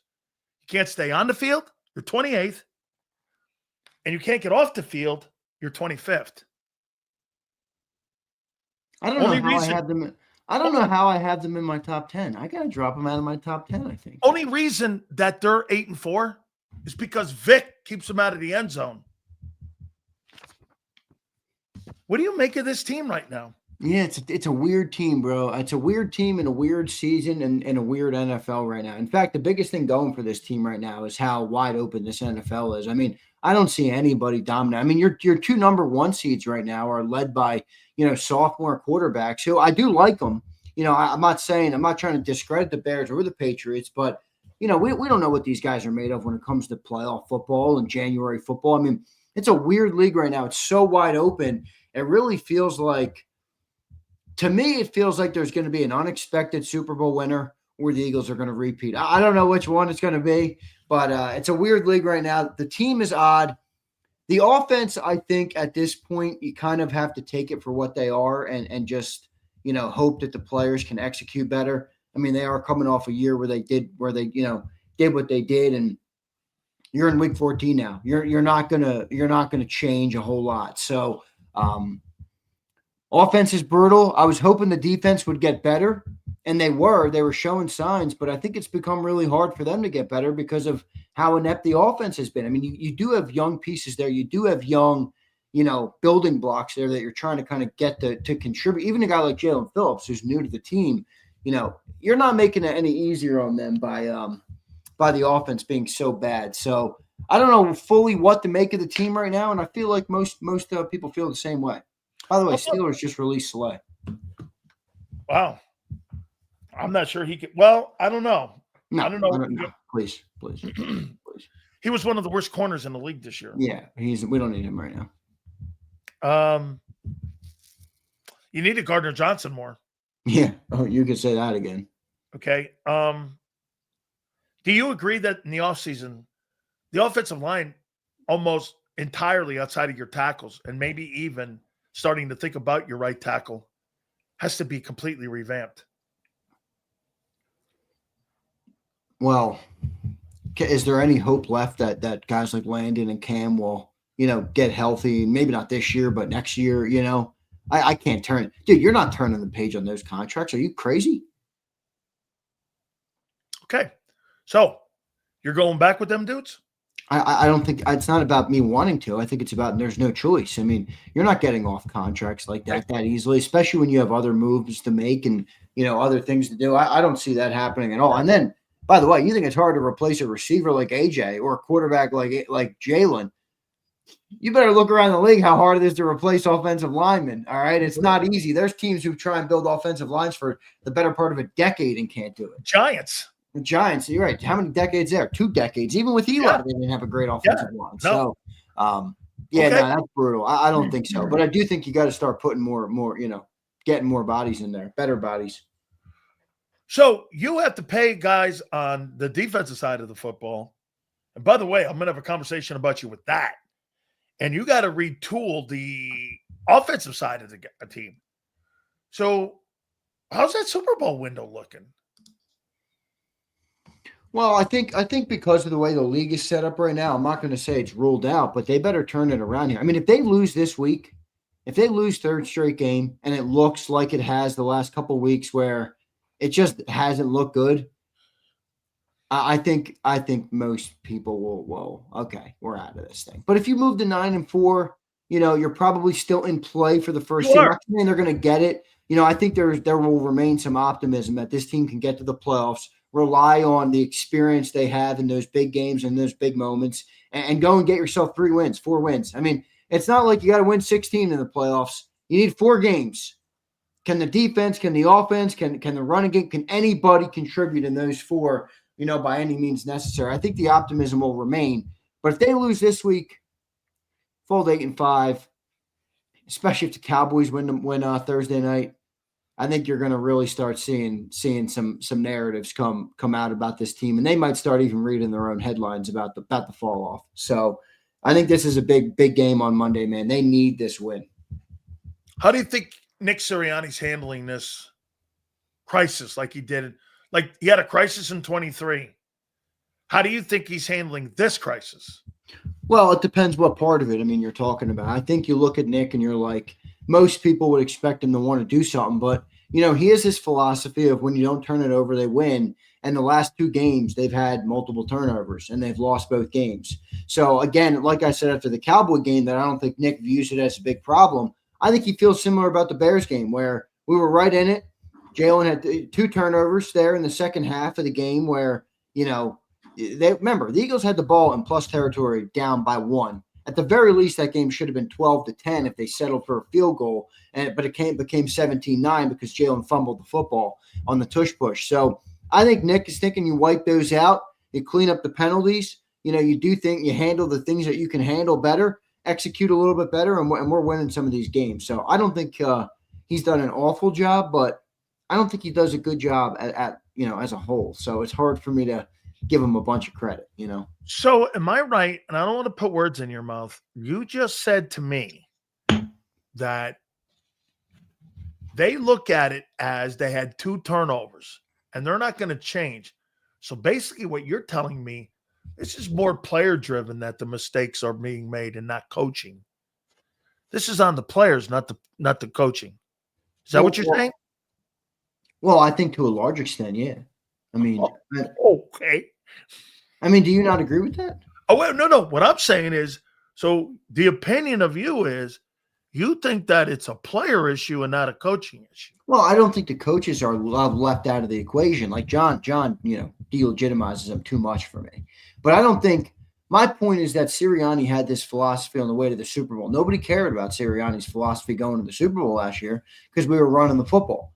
Are you expecting Nick Sirianni to go out there and block better, to run better, to throw the ball to open receivers better? I mean, that's not Nick to me. Now, I get it. I don't like the philosophy as is. I'm just saying, if you weren't complaining about it last year, how are you going to sit here and complain about it this year when the players are clearly not executing at the same level? I don't think they're none of the problem, but I don't think they're the whole problem. No, I don't. I don't think the coaching was that great on offense last year. It wasn't that great on offense last year, but they ran the ball well. Oh, it executed. That's players. It's okay. So yeah, it doesn't really matter who the coordinator is or who the coaches are, as long as the players are playing and playing well. Well, go and listen to Nick's own words. I mean, many times I rely on players. I happen to think that the coaching on offense. I mean, don't try and turn me into a Nickite here. I'm not. All right, I don't love Nick. I'm not. I'm just saying that Nick is in a press conference saying that it's player driven. That's why we're not making any train changes. Okay. Hey, Nick, you're in this with us, bitch. Yeah. Well, what? That's a part of it, but Nick can't play the games, brother. I mean, Nick's got a clipboard on the sideline. What'd you make of him saying that they're kind of open to, was it scheme change? Scheme change. What's that fucking mean? I'm not believing one thing he says. They're open to scheme change. They're not changing shit. It's week 14. Scheme change? What is that? Yeah. They're not changing shit. We're going to go to high volume passing all of a sudden? No, they're not doing that. That's crazy talk. I mean, that doesn't even make sense, even if you want them to do that. It doesn't even make sense. I think they should open it up a little more. I mean, I think it would help them to open it up a little bit more. But, they're not going to do that, So we'll see. They're not going to do that? Yeah, no. They're not. I know. They're not. I'm not dismissing what you're saying. I agree with you. So do you believe that Nick Sirianni is a bigger problem than the players this year? Oh, because you know why? He doesn't have any conviction in any decisions he makes. Well, that's true, but that was true last year. My leader has to have a conviction in something. You got to, if you don't believe in something, dude, you'll fall for everything. Well, that I agree with for sure. But what did he believe in last year? That was different than this year, outside of the players being better. So, homie puppet, he's just a puppet. He's Pinocchio. Dude, we've been saying that for 4 years. I mean, this isn't breaking any news here. No, it's not. No, I'm not saying anything different. I'll tell you what, when that thing hits the shit fan, Nick is terrible. When things are riding well, Mr. Front Runner, man, he is out there, with everybody. Wait, so you got Jalen as a front runner leader, and now you have Nick as a front runner leader too? Big time. Those two guys are married together. Things are good. They're in the front with the whole kissing the cheerleaders. Who is hating? Hey, listen, you're hating. Shit goes sideways. Guess where they are? They're in the back and the rear with the gear. You're hating. Sometimes you're objective, and sometimes you're a hater. You're a hater. No. You're right. He's got great conviction in his decision making. I've already told you, man. I wouldn't follow that guy. I wouldn't follow that guy anywhere. All right. I wouldn't follow that guy to the. Let me tell you what. If that Italian guy was on the boat with Columbus, he'd have threw him over. Yeah, right. I don't disagree. But I mean, we can do it. I mean, they were successful with him, so I don't think he's going to change his ways. You're changing the question on me. Am I? You've asked me like 4 different questions after your original question. I answered your original question. Okay. Yeah. All right. Mauro Jomo, you going to give him that extension off season? No, he's gone. 3-year contract for Jordan Davis coming, or are you hanging in there? Yeah, I'll pay Jordan. All right. Jordan's more disciplined player than Jalen Carter. Jalen Carter next. How much you paying him on a 3-year deal? Who, Carter? Yeah. Right now, I got 26. 26? Drew Rosenhaus is going to take a gigantic Nick Sirianni on you. Dude, show up in shape. 26? You're going to pay him less than Milton Williams? Show up in shape. You're going to pay that guy less than Milton Williams? Guy showed up out of shape. He's in year 3. Fucking get it together, guy. So they got rid of the wrong guy. Is anybody really happy with the way Jalen Carter is capable of being the best defensive lineman in football? He hasn't lived up to it by his own doing. 26. 28. Sure, give him what Milton got. In fact, we might have paid the wrong dude. We did. Milton's looking damn good, although he's hurt right now. Yeah. By the way, that Patriots team, I got them. Yeah, I'll give you a little teaser. Don't give me that. Don't give me that. Yeah, they're up there, though. I mean, remember, they're without their tackle. They're without their best offensive lineman and their best defensive lineman. Hey, so let me hit one. So before I continue this little exercise here. So when you watch Drake May and you watch your stiff quarterback, how you feeling? Look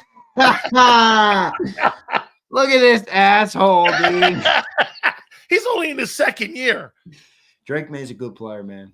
He's a good player, man. You know what? I got to hand it to you. You've been with me, man. Last 2 years, we thought he was going to be good. I knew it. He's going to be good, and he is good. He's got a great mentality. He's got a great personality. He's got a great OC for him. Forget all that, though. He gets the ball to his playmakers, man. The guy's open, they get the football. He don't care who it is. Look at how many guys he spread that football to last night. I mean, he's throwing over-the-shoulder throws to freaking – I don't even know who. I don't even know who the guy that caught that pass was. Keyshawn Booty? I mean, they got dudes over there. He's turning these guys to stars. He's got Stephon Diggs looking like prime Stephon Diggs. How old is Stephon Diggs? 32 years old? 32, I think. Hey, isn't that what Brady did with wideouts in New England? Yeah. Brady made Amendola, Edelman, Welker, all these nobodies that were nowhere. Yeah. I mean, what do you want me to say? Wait a minute. The coordinator in there. Who's that guy that was up there for 20 years with Brady? What's his name? Oh, the Patriots hired a quality coordinator in Josh McDaniels. Yeah. Go fucking figure. You know who you hired? A Wawa cashier. Go get me a cup of coffee there, KP. Hey, a special assistant to the special assistant. Go for gig. All right. No, I just wanted to know what you thought about Drake May last night. I'm watching Drake May, and then I watch Hurts overthrow shit and take sacks, and I'm watching this kid going, I mean, in his second year, he's not even all the way through it. I'm like, that guy's 10 times better than fucking Jalen Hurts. Yeah, I mean, they played a bunch of stiffs over there, but that doesn't give that they still deserve a lot of credit. And you lost to the stiff Giants. Yeah. Hey, by the way, this just in. I'm gonna be writing an obituary pretty soon if fucking Jackson Dart doesn't start ducking. Yeah. I mean, you know what? I'm not super. That's stupid football. I'm not that high on Jackson Dart. That's stupid football. Yeah, I'm not that high on him. I don't know if he does the stuff through the air that you want as good as people think. Yeah, because he's not going to last playing like that. He's just I agree. And I don't know how good he is as a passer. It doesn't look like he has a lot of zip on the ball either. Are you inviting the Kobe back? Well, I was until last game. He looked like a stiff last game. I mean, he got blown. Okay. I'm just playing. But no, he didn't have a good game last game. I mean, I don't know. You'd remember you did draft, Jahad Campbell. So it's probably looking like who got no snaps last week? Is that right? Is that what I heard? Well, he played okay. I mean, he's got some experience. He's going to be the guy moving forward. I mean, no snaps in week 14 of his rookie year doesn't mean he's never going to get fucking snaps, Sileo. What are you playing dumb on me? I'm just asking a question here. Yeah. All right. I got another one here for you. Ready? Oh, you didn't play in week 14. You go, yeah, they spent a first round pick on the guy. He'll be there next year. Yes, he will. I no idea what you're talking about. Ready? How about this one here? I'm going to go watch.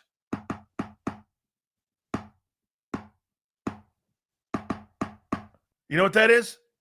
That's an SOS signal for Nolan Smith. Yeah, I'm with you on that. Woo! Bye, Nolan. Boy, I'll tell you what. You know what? I thought Jalen Hurts would get better by the end of the year. I like the kid. I'm actually good with him. I'd rather do the same thing we did this year with Jalen Phillips and do it next year. Trade a future third next year at the deadline or earlier in the year and go get an edge rusher. Because these guys that you draft, I mean, it takes too long for these dudes, man. And Nolan Smith is too small. I don't think you want to build your edge room around him. He'd be a nice number 3, but I don't think anywhere above that you really want. So, Roseman and Associates, their offensive line's falling apart. Nolan Smith's looking like right now that's not a really great pick at 30. Just keeping score here a little bit, just as we move forward. That's all we're. Well, look, this is one of the issues with playing football this way too, dude. Like, yeah, it's hard. You know what I mean? Like, yeah. This is why a lot of teams, John used to always say that teams don't want to play this way. it's harder, man. Your margin is much smaller, and it's hard to keep offensive lines healthy all the time. It's hard to have a great running game every year. Yep. It's hard to do this stuff I year agree. in and year out. When you have a pocket passer, in a way, they neutralize a lot of these problems. You know, when you don't, and you you have a quarterback that you need a lot around. You need a great running game, not a good running game, a great running game. You know, it's hard to keep all that stuff up to snuff. You know, every single year. I agree. Yeah. Style of play has taken its toll on this team. Oh, absolutely. It's given them dog years almost. You know Absolutely. what I mean? I mean, it's like it's accelerated it. We agree. Adore's gone. Reed's gone. Sidney, I'm done with him. Sidney sucks. That guy's still he's still turning around right now trying to find DeAndre Swift. I'll tell you what, I don't think he's bad on special teams, but I'll keep him there because I don't know, but a third-round pick on special teams, that's awful high. Quinion is excellent. Cooper's excellent. All them guys. I'll tell you what else, one thing on this offense when I'm replacing, there's no doubt this is what's going to be a new-look team next year. Barkley's going to be back because he has to be. Hurts will be back because he has to be. Brown's gone. Smith's back. Dotson's gone. Goddard's gone. Mulata's back. Landon's back. Cam will be back. Steen, I guess, back. Lane, probably retired. Yeah, we don't know that yet. Okay. You want to bring him back, or do you want to force him into retirement too? Well, he's the only one who's playing fucking okay on the O-line, so I'd like to get him back one more year. Okay, well, I haven't seen him in a month. I know. I mean, it's not that his play sucked. Yeah, and even if he does, come back, how many games you get out of him? 8, 9, 10? I don't know. Right. I'm not talking about his play, dude. I'm talking about his ability, his availability. His availability. It's definitely become a thing for sure. Yeah. So, look, this team's in a weird spot, brother. They better capitalize on this window. I think you're going to have more questions in 26 than you had this year. Can I just make a point to you as well? And here incoming everybody who's going to cry up a storm. Yeah. Not take the Eagles just out of this conversation for a second. This isn't about the Eagles or Jalen Hurts. I think Tanner McKee's a good quarterback. Doesn't mean he's going to be in Philly. I think you're discrediting what Tanner McKee can do. I do. I was not. I'll tell you what I am. I'm doing reality. Yep. It's irrelevant because of the situation he's in. Well, I get that. But one day I think he could get an opportunity somewhere. That's 3 years from now or 2 years from now. Well, it depends. I mean, the Eagles don't really like to let a contract on quarterbacks expire. So they're either going to extend him or they're going to trade him probably this summer. They're not trading that guy.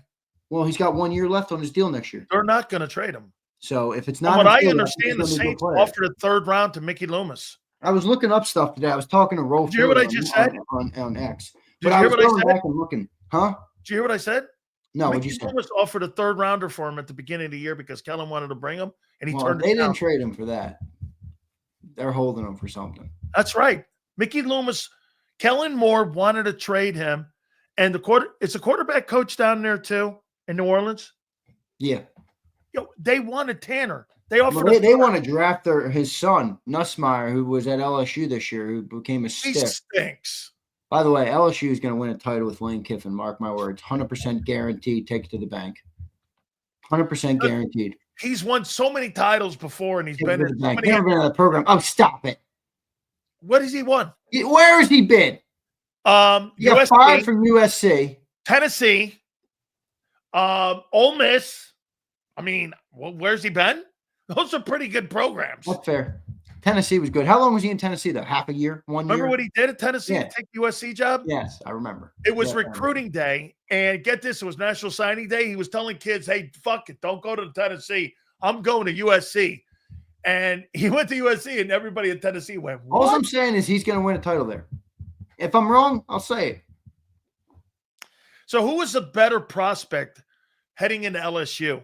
A guy who would actually put a team into a national championship game and all-time winningest coach at Notre Dame, Brian Kelly, or a guy who's never been to a championship game in his entire coaching career? You like Brian Kelly over at I hate Brian Kelly. Remember, Sills, college football has changed, my friend. That's his Brian Kelly. He just got fired last week.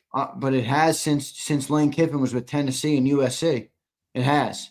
And he is a perfect kind of guy for these new age athletes, dude. I'm telling you right now, he is going to go and get dudes. I got a nugget. No. And he's got 25 million, by the way. Whoa. I got a nugget for you. You ready for this? So I text Ed Ogeron. It goes like this. Well, yeah, I think we're going to be back in Baton Rouge. And I go, no fucking way. You got to remember something. He built the USC dynasty. Yeah. He built the Miami dynasty. Where do you think DK Metcalf and A.J. Brown got recruited by? He was at Ole Miss, too. How about that team that he had at LSU with Jefferson and Chase and all them fuckers? Ole Miss will always be a stepping stone program. Oh, it is. Yeah. It is. But, dude, you get Ed Ogeron. When Ed Ogeron walks in your house, he getting that kid. I know. Well, and now that you give him money? Let's see. Lane Kiffin. These young cats like Lane Kiffin, man. I'm telling you, brother. Lane Kiffin is a funny-ass dude.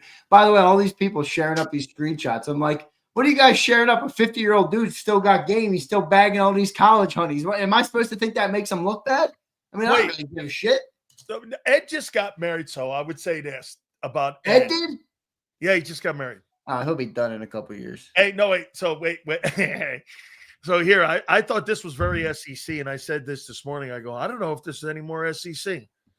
So the guy beat Alabama. He won a national championship at LSU. He knows how to recruit, and he chases who? I go, isn't that SEC? Yeah. I don't know any more SEC than that. I'm telling you, the LSU is going to have the same problem with Kiffin that they had with No, Layla and him. Dude, Layla, have you seen Layla? Yeah. She's a smoke show. I know, but that I know her. I know her. She's John Reeves' daughter. Dude, has that ever stopped Lane in the past? Are you kidding me? Bro. Layla is smoking. Sills. Like, when you see her in person. What is your point? You think Lane Kiffin is going to not be Lane Kiffin all of a sudden? I think Lane's a different dude now. I think no, he's not. Yeah, he is. All right, we'll see. He's not drinking. Well, just hopefully that keeps it in the room because I like Layla a lot. She used to call me. Your father called me and goes, Lane's hammered again. I'm like, well, that's why they fired him on the tarmac because Mike Garrett heard he was hammered up there after the game when he got beat at Oregon. And I was like, oh, man. It's a true story, man. Who do you think wins it all this year? What? Who do you think wins it all? Ohio State. Me too. I hate to say it, but I think so too. I think Julian saying is good, and I think that defense is fucking crazy. I think they'll play Georgia in the title game. I don't know, man. Who do you think? Who you got in this weekend? SEC champ. I gotta have Bama lose. Oh, you need Bama to lose. Your team ain't getting in. No. Nope. Even though we're 4-0 versus top 25 teams. Yeah, I hate to say it, What? You hate to say it. Miami, you know where we're going? Done. You want to hear my prediction? I told you your season was cooked when you went for Carson Beck, guy. Listen, they're going to play Texas in the Gator Bowl. You watch. They're going to play Texas in the Gator Bowl. Who, Miami? Yeah. Oh, good. Nice consolation prize for you guys again. Yeah, add another one. You guys might have to clear off one of those helmets to add another consolation prize to the mantle. Yeah, well, Big Sills doesn't play only on New Year's, buddy. I don't play on fucking December 31st. You think they're going to put Ole Miss in the playoff? I think they're going to drop them and put Notre Dame up a spot. Yeah, me too. So that Notre Dame drop them. Hey, so Notre Dame can host a playoff game like they did a year ago when it was snowing like that. It was a good look for college football. It really was. I like that Jeremiah Love on Notre Dame. Hey, oh my God, I should show you what they sent me. I'm going to send these. Dude, they sent me Notre Dame because I was crying. Wait a minute. Where's my phone? Bro, I want to show you what Notre Dame sent me. We're going to do our top 10 list, and then maybe you could put this up there. You're going to love this. So Notre Dame heard me fucking crying about fucking on the internet. You motherfuckers, we beat you, this and that. Z, I want to send you this. So they sent me this about Love. And I called the PR guy and I loved it. And I was like, hey, man, that's pretty cool. So hang on here. Let me show you this. You're going to fucking laugh your ass off. Let's see here. Oh, shit. I deleted it. Fuck.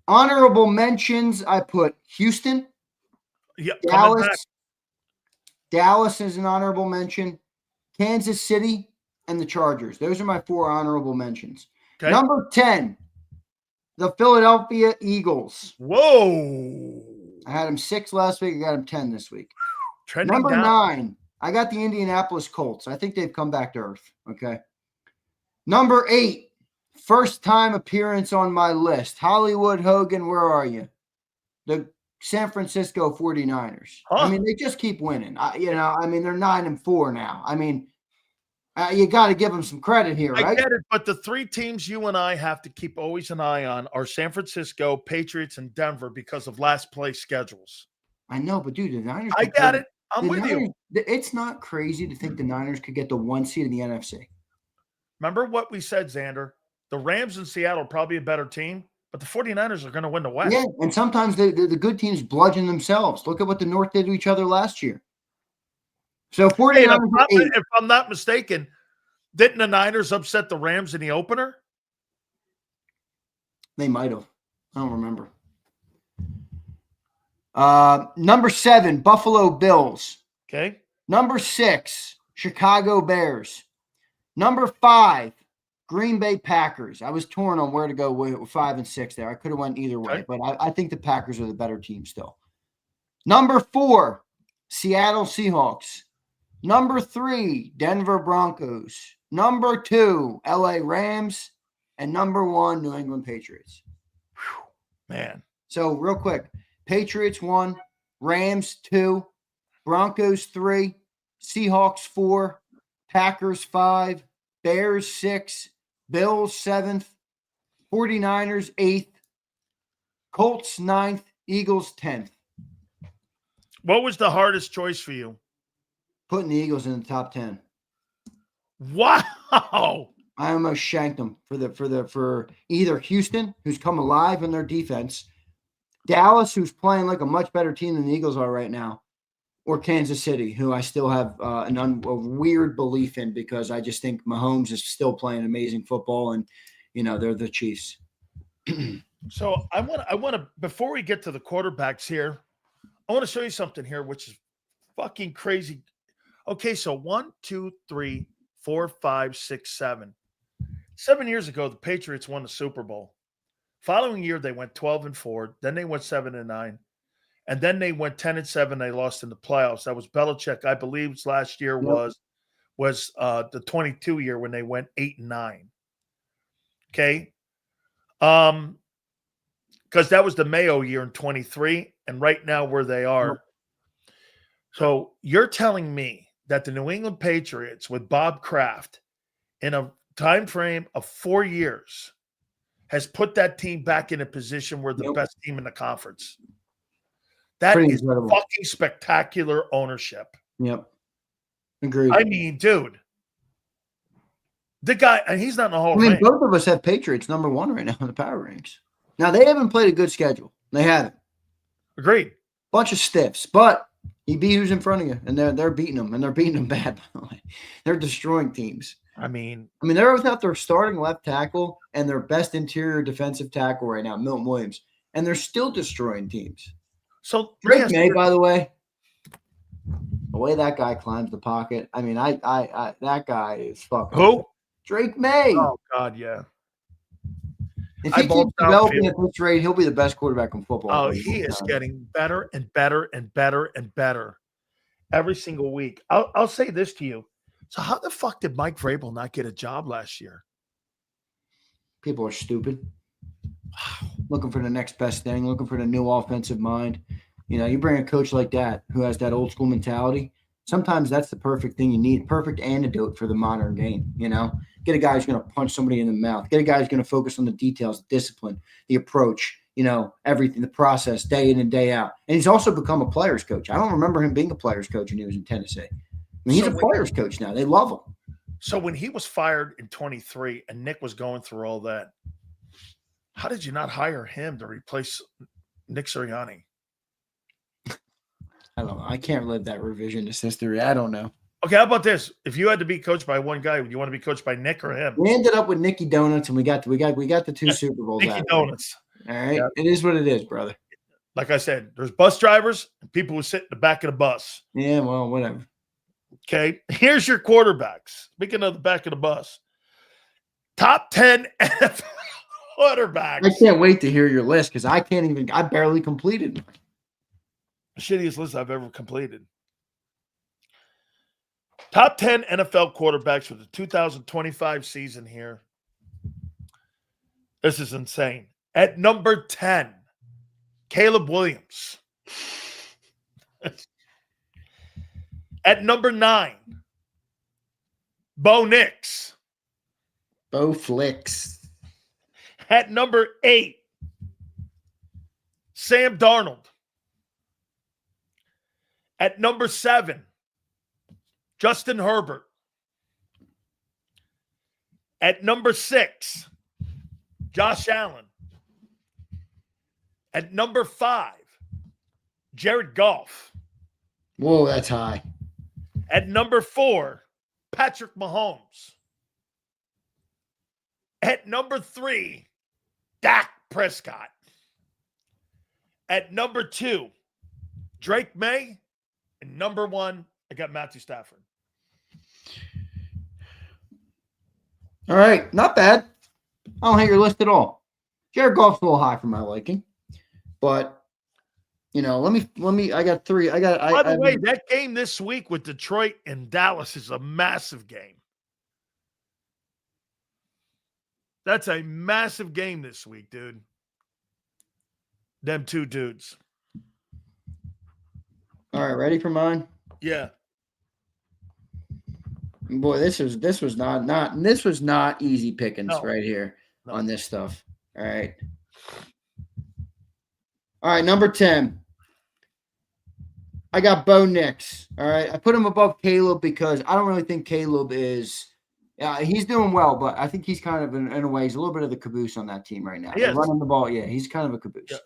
All right, number 9, a little low for my liking for him, but I'm just struggling with the list so bad. I don't love my own list, everybody.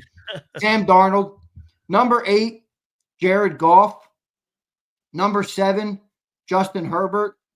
Number 6, Jordan Love. I know I don't love him either, but he's playing good football right now. Number 5, Josh Allen.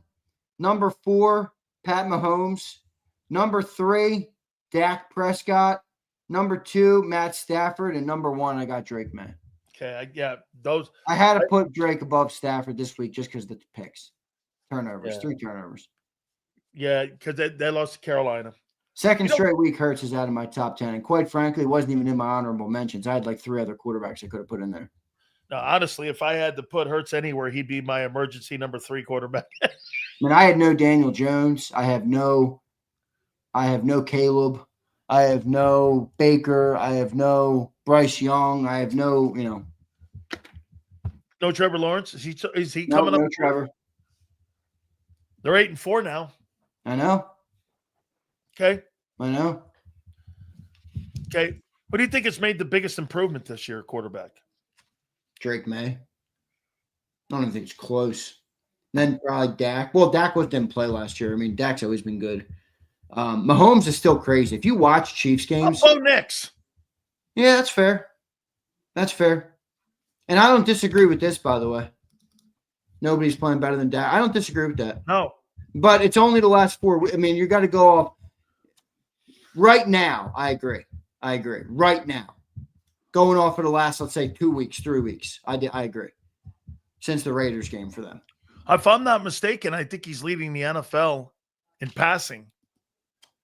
I want to take a look at that. Where do you have Jalen right now? Like 15? Something like that. I'd put him at 15. Drake May right now, Drake May right now is leading the NFL in passing. Look at this. So here's what Drake May is on pace for right now. Drake May is on pace for 45 picks with a 72 quarterback rating. Yeah, he's playing good, bro. And these aren't fuddy numbers. This dude's pushing the ball down the field, man. Dak Prescott is playing great ball right now. Jordan Love, I'm with you, man. And it's funny, the last couple of weeks he's really played actually well. But I don't believe Green Bay. I think every time that guy gets into the spotlight, there's like a moment. Like the Eagles beat him up, man. I mean, they beat that dude up. Who? Jordan Love. They just annihilated him in that game. We have Tanner McMay. Yeah. I was going back. I was going to retweet it, but I knew people would have an aneurysm. I was going back and I was re-looking at some stuff.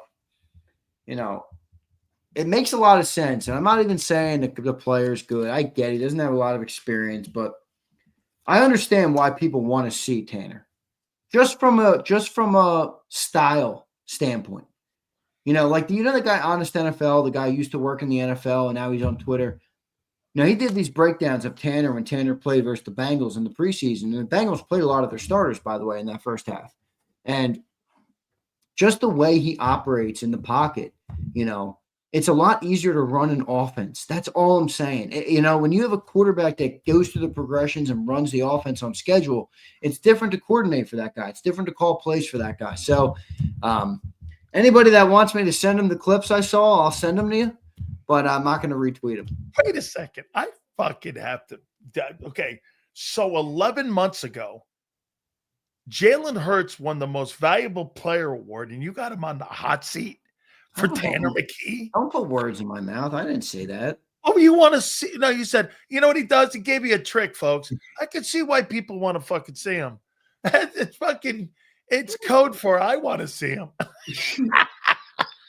No, how about I just want to not have one of the worst offenses in football? How about I want to not look like a constipated piece of shit with the most expensive payroll in the NFL in offense? How about that? Not the 25th ranked offense. That's for damn sure. 25th ranked offense at $208 million. Good grief. What do you think Jeffrey Lurie's thinking of this? He holds all the cards, obviously. All I'm saying is that's the only one that matters. We can debate who he thinks it is. I think based on what I've been told off the record from John and some others, they don't think it's all Kevin Patulo. I'll tell you that much. How about this one, too? So on Monday, was it Monday? I heard this from Nick. Yeah, I'm not changing the offensive coordinator. Yesterday, I heard Nick go, we're going to evaluate everything. We're going to take a look at everything. I think that Monday morning meeting came with fucking the owner, and he went, I think we need to look at everything. Because all of a sudden, you're getting the Michael Jackson moonwalk. This guy's moving it back. Tanner Manning. Oh, my God. Let me say something. We win the ball, baby. Thank God do you agree? Thank God that game is in SoFi this week. I know our fans would crush that team. They should. That team blows, dude. Bro, the greatest thing ever to happen. Everybody outside of M. Reyes knows that our team stinks right now. Hey, thank God that game is in SoFi. Let's read these supers, dude, before Farzy gets in here. Guys, I appreciate you. Please hit the like button. What up? Brandon says, we put in McKee, we win the Super Bowl. Tanner Manning. The Tanner McKeesters are pulling me closer. Yeah. Oh, no.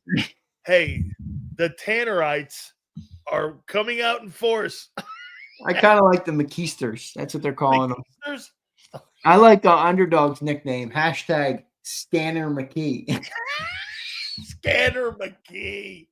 I love Scanner McKee. Holy shit. Guy scans the field, baby. What up, Kilgore? We're just having fun, everybody. It's sports talk. Fucking take a deep breath, all right? Scanner Kilgore. McKee. I want to see KP and Nick can game plan for a traditional passer. I think right now 70% Hurts and either a game plan change to expose Hurts or expose the coaches. Oh, hey, you're way thinking this too much here, Hoss. The guy is limited. How many fucking times am I going to tell you? You could put North Turner in there. He'd go, this guy needs 6 plays and 2 run plays. Let's go play games. Scanner, McKee. We need a hat. Scanner McKee season. Scanner McKee. Here's Paul. What up, Paul? There's Paul. I think y'all undermining how talented this Tanner kid is. I'm not undermining. He has the it factor and that aura that Jalen once had, not to mention a cannon for an arm. Hey, I'm not dismissing it. You have been. You have been. I look at reality here. You've been dismissing it. Okay, yeah, you're not going to bench an MVP 11 months ago, and you're not going to bench a guy who owns the key to your city. This guy has the no trade. You know what that means, Xander? I own you. No. There's only one man who can say, fuck that. Who's that? Jeffrey okay, Lewis. I got it. I'm talking about, look, he's got that little key and that Nicole. I just don't get like what football has become. Like, the offense sucks right now. Are we only keeping Hurts in the game because of his contract? Is that what you're telling me? Yes. That's it. It's the only reason. That's it. All right. Well, that's a dumb How about this? If he was at Alabama right now, would he be replaced? Yeah, you already know that answer. Here's Riot. What up, Riot? Sills, I asked Xander this yesterday. If we lose to the Chargers, Bills, lose the NFC East, and lose the wild card, are Nick and KP gone? They might clean house. I'll tell you what. One year after the Super Bowl, they'll clean house. Nick will become the special assistant to the special assistant. He'll move upstairs. You know how they'll get rid of Nick? They'll move him upstairs and he'll be a special assistant to fucking Howie. That's how they'll get rid of him. They're not going to fire him because they don't want to be made to look wrong. They can't. You're right. They'll move him upstairs because of the job that he's done. Everybody, take a deep breath, all right? It's just sports talk, guys. We're just having some fun, all right? These people, it's like, you really would think you're criticizing their actual boyfriend. Like, it's amazing how personal they take it. Do not talk about Jalen Hurts that way. It's okay, guys. He's a grown fucking man. Just play better. We won't have these conversations. Have you seen my ex account? Oh, it's ridiculous. 41-33. On Dean, I'm pretty sure he got knocked out on Bears' first touchdown drive in the last play before they scored. I like the idea of KP in the box if he's calling it. I do too. Actually, yeah. Me too, man. It makes sense to me. You know why? If Vic's up there and he sees the game, how's that not going to be good for him? You know why he wants to be on the sidelines? So fucking Nick could tell him what to do. That's why he wants to be on the sidelines, because there's more communication with Nick. You notice Kellen wasn't in the fucking on the side. Yeah, he was. Nick is not telling him shit. They have this bullshit game plan. Here's Carmine. I like that name. Carmine Cavalier. Look at that. That's fucking sweet. That's a Paisan's name right there, bro. Paisan's name is right. Jeff and Howie will roll the dice with ups and downs. They only want a doormat for a head coach. Can't handle a strong personality. That is so true. You know the guys that are on the aircraft carriers that land the planes? That's Nick. Over here. And then, no, I wouldn't have him on that. That's a really experienced job. You have to be really talented to do that. It's more like probably over here, put the bread. And the key's in the kitchen. Dude, look how many nicknames there are for this guy. The Stormin' Mormon. Are you kidding me? Oh, my God. Mighty McKee, baby. Are you kidding me? Missile McKee, dude. This is a great. Here's our Eagles fan, Clark. What up, Clark? I called it when Kellen left, and we promoted that jack wagon and mixed best buddy. Zero experience for the Super Bowl MVP. Yeah. The special assistant to the special assistant. Xander had me impressed for a second. Xander goes like this. This guy's been a coach for 15 years. I looked up his jobs. This guy's a special assistant to the guy at Wawa. I know, he really has been. It's an interesting offensive career. Not many career arcs you see go like that. So wait a minute. Before we get done reading these supers, you think Farzi's gonna be on the Tanner? No, I don't. It's Tanner season. I know. Farzi's too politically savvy for that. He's not playing that game. Here's Kilgore. He says, we will rest Hurts week 16 and 17, and Tanner will throw 10 tutties. Nah, come on. There you go. Scanner McKee. When does he get in the game? Scanner McKee. Christopher Michael. Tanner equals elite. Man, the Easily. Tannerites are out, aren't they? Oh, yeah, absolutely. Put a Tanner poll up, Big Z. People want a Tanner poll.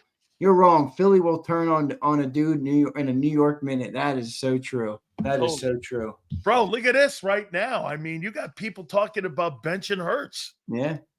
You got people talking about, oh, by the way, as Farzetta knows, here's a little nugget for you. When you have the flagship of the Philadelphia Eagle team, and you all of a sudden, I'm looking at Farzi's face right now. Let me say this. I can promise you, you've been given the okay to say, I'm going to bench the guy. I will say, I have heard a little bit of a weird amount of Tanner McKee's name from people who normally are holding the water for the Eagles organization. And that, to me, makes me wonder if there are some people on the insides creating a little bit of narratives. I can't confirm it, but I'll say it. Slay and Steelers parting ways. Yeah, I don't think we need Slay, brother. Even though Slay would start now. Probably true. All right, so good show, bro. I'll catch you tomorrow. You got it, brother. We'll catch you on Birds in the Morning on later, dude. With John McMullen. Thank you, brother. Appreciate it. Make sure you guys check him out there too. Pump. Let me get to this pump before we go here. What do you expect Kevin and the crew to do with this guy? The one thing he has good at was run the ball, which he doesn't. What the fuck? My man benched his ass. Pump. They don't want to. I don't know if it's Hurts that doesn't want to run, or I don't know if it's they that want him to run. I'm going to assume it's Hurts that doesn't want to run. All right. Without further ado, love talking to Farzi, man. We had Angelo on yesterday, and Angelo can't stand Sirianni, and he can't stand Kevin Patulo. And he thinks Patulo's the problem in Philadelphia. What says it, Mark Farzetta? By the way, this is why I love getting Paisans on, because you know why? I feel like I'm having like a hate crime on my Italian brother with Patulo and with Sirianni. It's not a good thing. My family back east goes like this to me. They say, what are you doing with the Italian guys? You're taking a shit on these Italian. And I go, I know. But I do get Farzetta and Angelo on. Does that matter? Does that equal it out? All right. The man who's king of prosciutto.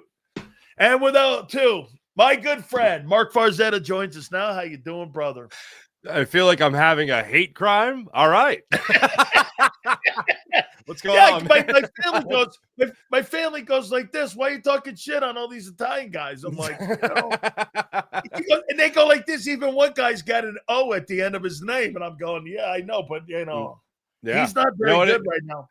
There is no report out there as to whether or not Kevin Patulo is what I like to call a practicing Italian American. Like, I'm a practicing, you're a practicing. He might be a non-practicing Italian American. You know what I mean? He might put cheese on his fish dishes. Yeah. He might make pasta before, he throws it in the boiling water and all that stuff. Yeah. So, we don't know these things. These are the things that we need the real reporters to really dig up so we can, throw this back in his face. I think you're onto something. I'm assuming that he's missing a couple of ingredients when he makes pasta fazool. So I'm assuming that he doesn't put all the proper ingredients just by his play calling. So no beans? No beans? That's the whole fagioli part of it. Come on. Anyway. I'm going to assume that there. All right, Farzi. I mean, what about the chatter, dog? I mean, where are we here now? I got Hurts being benched, Kevin Patulo being fired. Right. We got maniac Eagle fans going nuts after the Friday play calling there. That's ridiculous. And by the way, that doesn't represent Philly. It represents idiotic people on the planet. So I always hate that kind of part of the conversation. Yeah. Tell me where you are with all this right now, bro. Here's where I'm at. And if I could change one thing, let me just start at the end. If I could change one thing, it would be their color. If I could change one thing, it would be Kevin Patulo. Because Kevin Patulo is the only thing that will affect everything on this Eagles offense. However, I am not stupid. I watch these games every Sunday. I watch for every game day. I watch the film and all that too. To me, there are just too many problems to assertively solve on this Eagles offense with one move. Jalen needs to play better. The Eagles run blocking needs to improve greatly. Saquon needs to make sure that he gets to that hole every time. It's hard for him to do that though, when he's averaging 1 yard per carry in terms of times he is hit. When he is hit at the line of scrimmage, he gets 1 yard after that.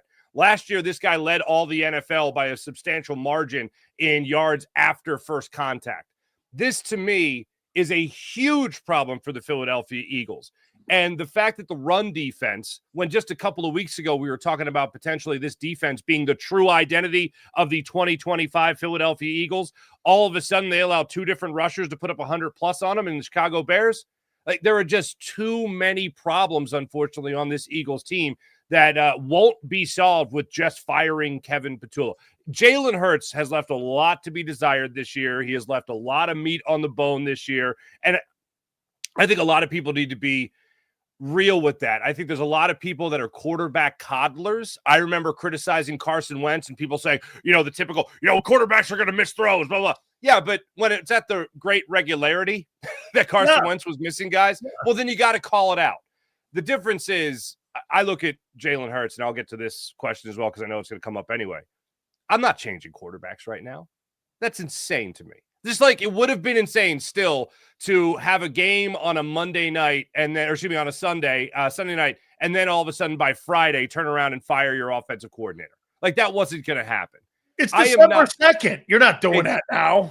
Exactly. Like, I go back to Matt Patricia and Sean Desai, which I know a lot of people have gone back to over the last couple of weeks, really throughout the season.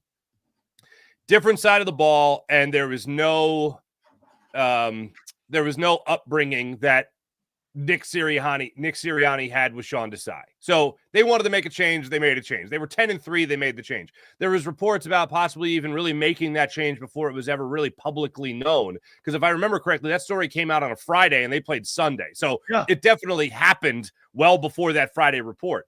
Look, the Eagles have so many problems this year. When you have so many problems, you look to Nick Sirianni, you look to the head coach, and there's got to come a point with Nick Sirianni where he takes control of the situation. And I'm not saying he's going to take control and save the day, but there's got to be better options out there than what the Eagles have done to this point in the season.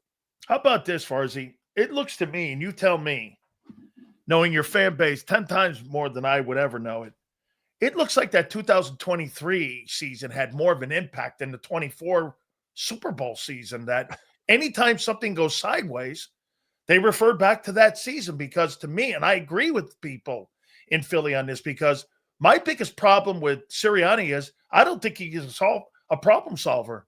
I think every single time that there's a problem that pops up on that team, it's some bullshit answer he gives about things being okay. Well, if things are okay, that means you must think it's player accountability. So are you blaming the players then? Because if he thinks the coaching's okay and nobody needs to be changed out or evaluated, that's player accountability then that he's talking about. Hey, Nick, you're in this thing with us. You're in the rowboat with us, guy. You're not in an island, and you're not out there by yourself. So, I mean, am I right when I say that fans look at him and go, hey, yeah, he won the Super Bowl, but I don't think they think he's the bus driver. I think he was a guy going along on the bus ride. Yeah. When we're talking about him. Am I right? I think, if you're talking about an MVP, a most valuable person with the Philadelphia Eagles organization, it's Howie Roseman. Like other than, a guy that's willing to spend money in Jeffrey Lurie, which not every fan base can enjoy, unfortunately. Howie Roseman has done that ever since he retook over power when Chip Kelly was outed. He's been the MVP of the Eagles organization, and everybody else, for the most part, has been a benefactor of that. Even Jalen Hurts, when you talk about a great defense last year, when you talk about the pieces around him, I agree with Dan Orlovsky. Dan Orlovsky was the first person I heard made this point last year. There was no easier place to play quarterback than in Philadelphia. And yeah, that's true with Jalen. That doesn't mean that I grade him any different. The bottom line is the ball was put in his court, and he was a Super Bowl MVP with it. So to me, that's still praise for Jalen Hurts. But overall, Howie Roseman's the guy pulling the strings. Now, I say that also acknowledging that this year has been terrible for Howie Roseman. There's no move that he made this year that makes you go, oh, this is it. Like even Jahad Campbell, their first-round pick, he's relegated to being a special teams player this year. No snaps last week. It hasn't added up to anything that we saw from last year. Now, getting back to Nick Sirianni. Not only is he a benefactor, obviously, of Howie Roseman, for the most part, being great at his job, not this year, but for the most part. To me, what is so amazing is, of all the things you can look at with Nick Sirianni, you try to find something that he does great. And one of the things that you could say, I think that he does great, is find a way to motivate his team, find a way to have his team focus. Well, just like Howie Roseman struggling with what he's good at this year, Nick Sirianni has struggled greatly at that this year. I hear from Jordan Mailata time and time again, Landon Dickerson, Cam Jurgens, talking about this lack of focus time and time again. How does that happen for a team that is supposed to have a head coach that if he's great at anything, he's great at having his team motivated and he's great at having his team focused? That hasn't been the case this year. So I don't know what it is that Nick Sirianni is doing. Like, we know he's not going to come in here and be some great, strategist with this team. He's not going to be some offensive genius that leaves your head spinning. He's got to be the motivator. He's got to be the guy to make sure that this team pulls focus. He wasn't able to do that in 2023, and it sure as hell is not. He's sure as hell not able to do that now. And one more thing I'll tell you about Nick Sirianni that I can't stand. How many times this year have we listened to him in his Monday morning press conference after the game, or Monday afternoon press conference after the game, or directly after the game? He talks about, we're not into assigning blame. We're into finding solution. Okay. The first step in identifying any problem is acknowledging that there is one. So once you acknowledge that problem, do you not try to push that person out if they keep on making or causing the same problem? To me, that is absolutely 1,000% about Kevin Patulo, and the fact that they're not addressing that issue in any way, shape, or form to this point is ridiculous. I completely agree, man. I want to give you a conversation, some of the hits that I had a conversation with 2 days ago with Eric Dickerson. And this is what he said to me about Saquon Barkley. I said, what do you think's wrong with the run game? He goes, well, it's obviously the two guards in the center are just not very good this year. And I said, okay. He goes, however, a great running back elevates anybody. When Emmitt Smith went to Dallas, all those guys were older guys that were brought in by Landry, and Emmitt Smith made them better football players. Adrian Peterson, go down the list. Barry Sanders, those elite backs. He goes, you had an elite offensive line.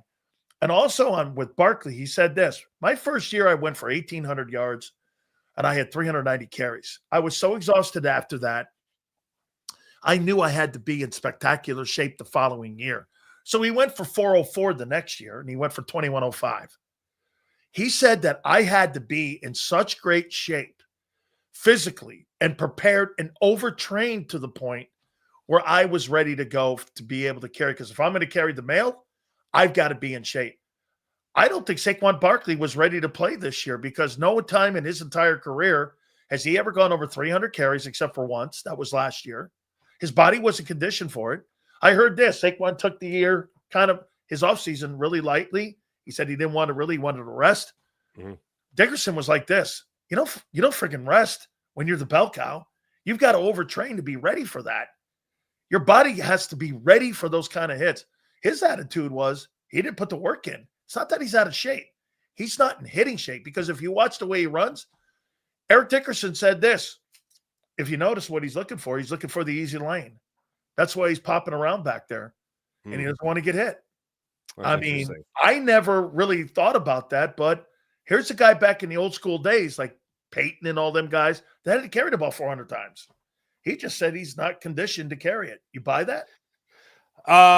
Well, I think it certainly plays into the theory that a lot of people had, myself included, before the season started. Like, if you go back and you look at Saquon Barkley's regular season and postseason combined, you're talking about 482 touches. Incredible.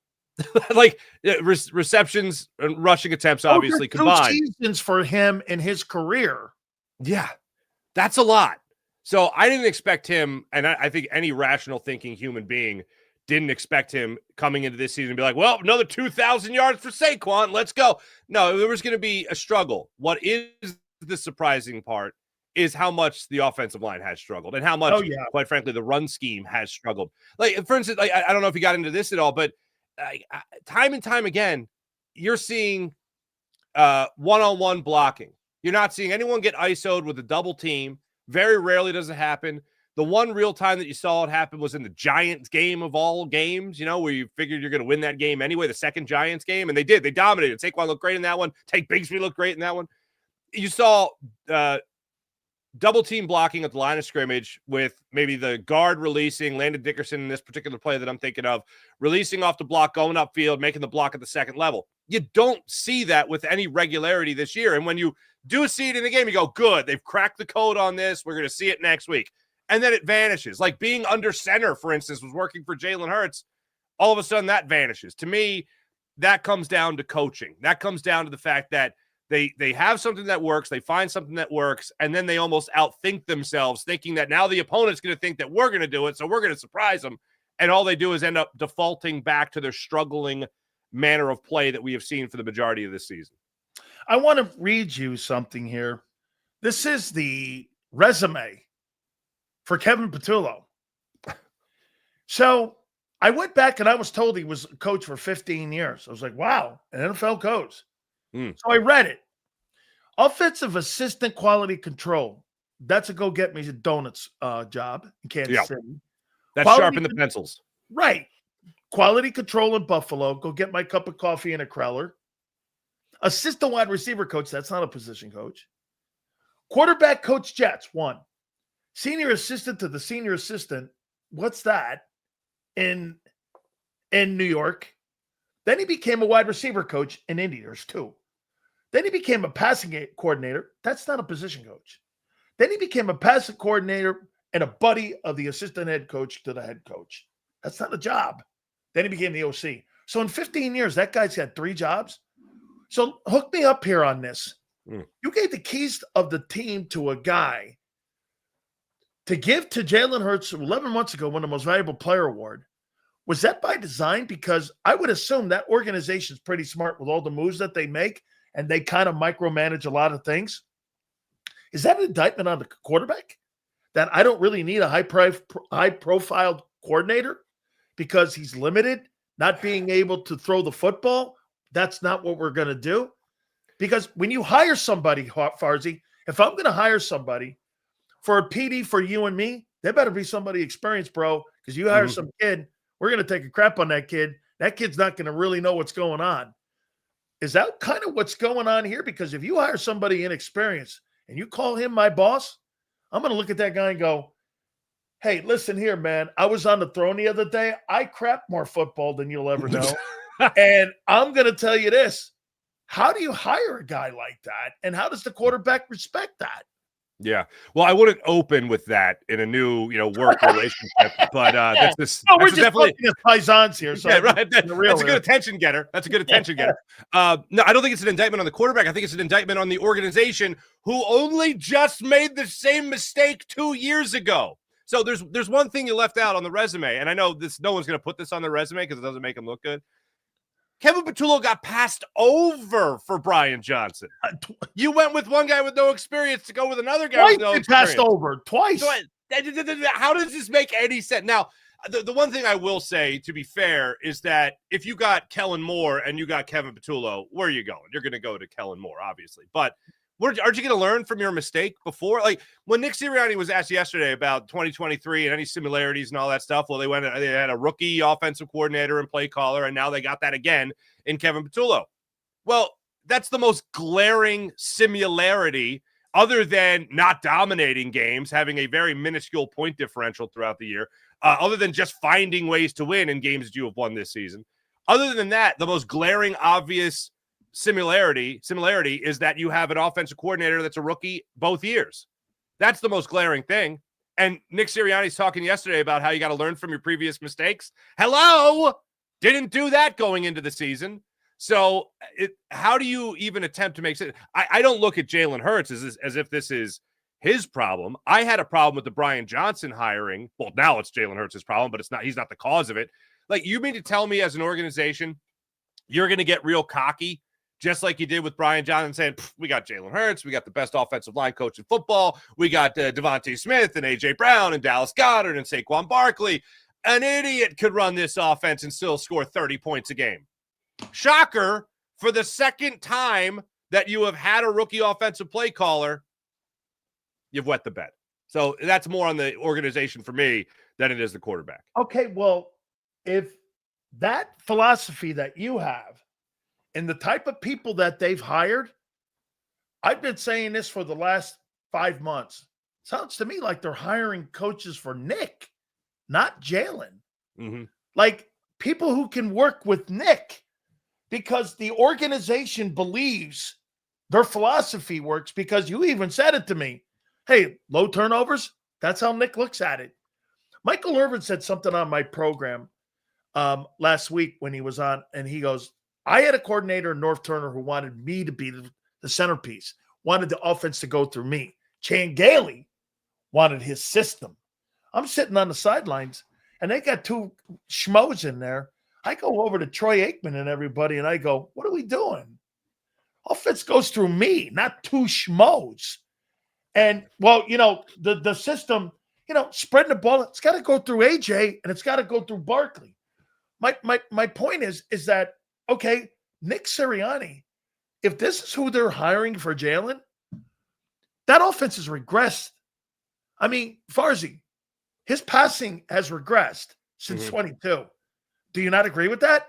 Because of the hires, because of how they look at him, they don't want him to throw the ball. He's one of the lowest volume quarterbacks in the league. That's by design. Yeah. What's interesting to me is that going into the bye week this year, Jalen Hurts was on pace for a career year in terms of touchdown passes, highest passer rating he's had in his career. Like I always say, numbers never lie, but they sure as hell can deceive, And I think this year is actually a good example of that. Since the bye, Jalen Hurts is 3 for 11 on deep balls.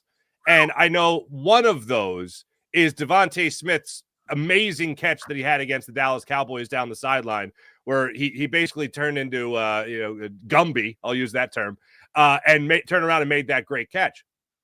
That's been a problem this year, or really since the bye, I should say, for Jalen Hurts. And the fact that they haven't tried to go to that a little bit more, because he had great success before the bye, not so much since the bye. That's a problem for me.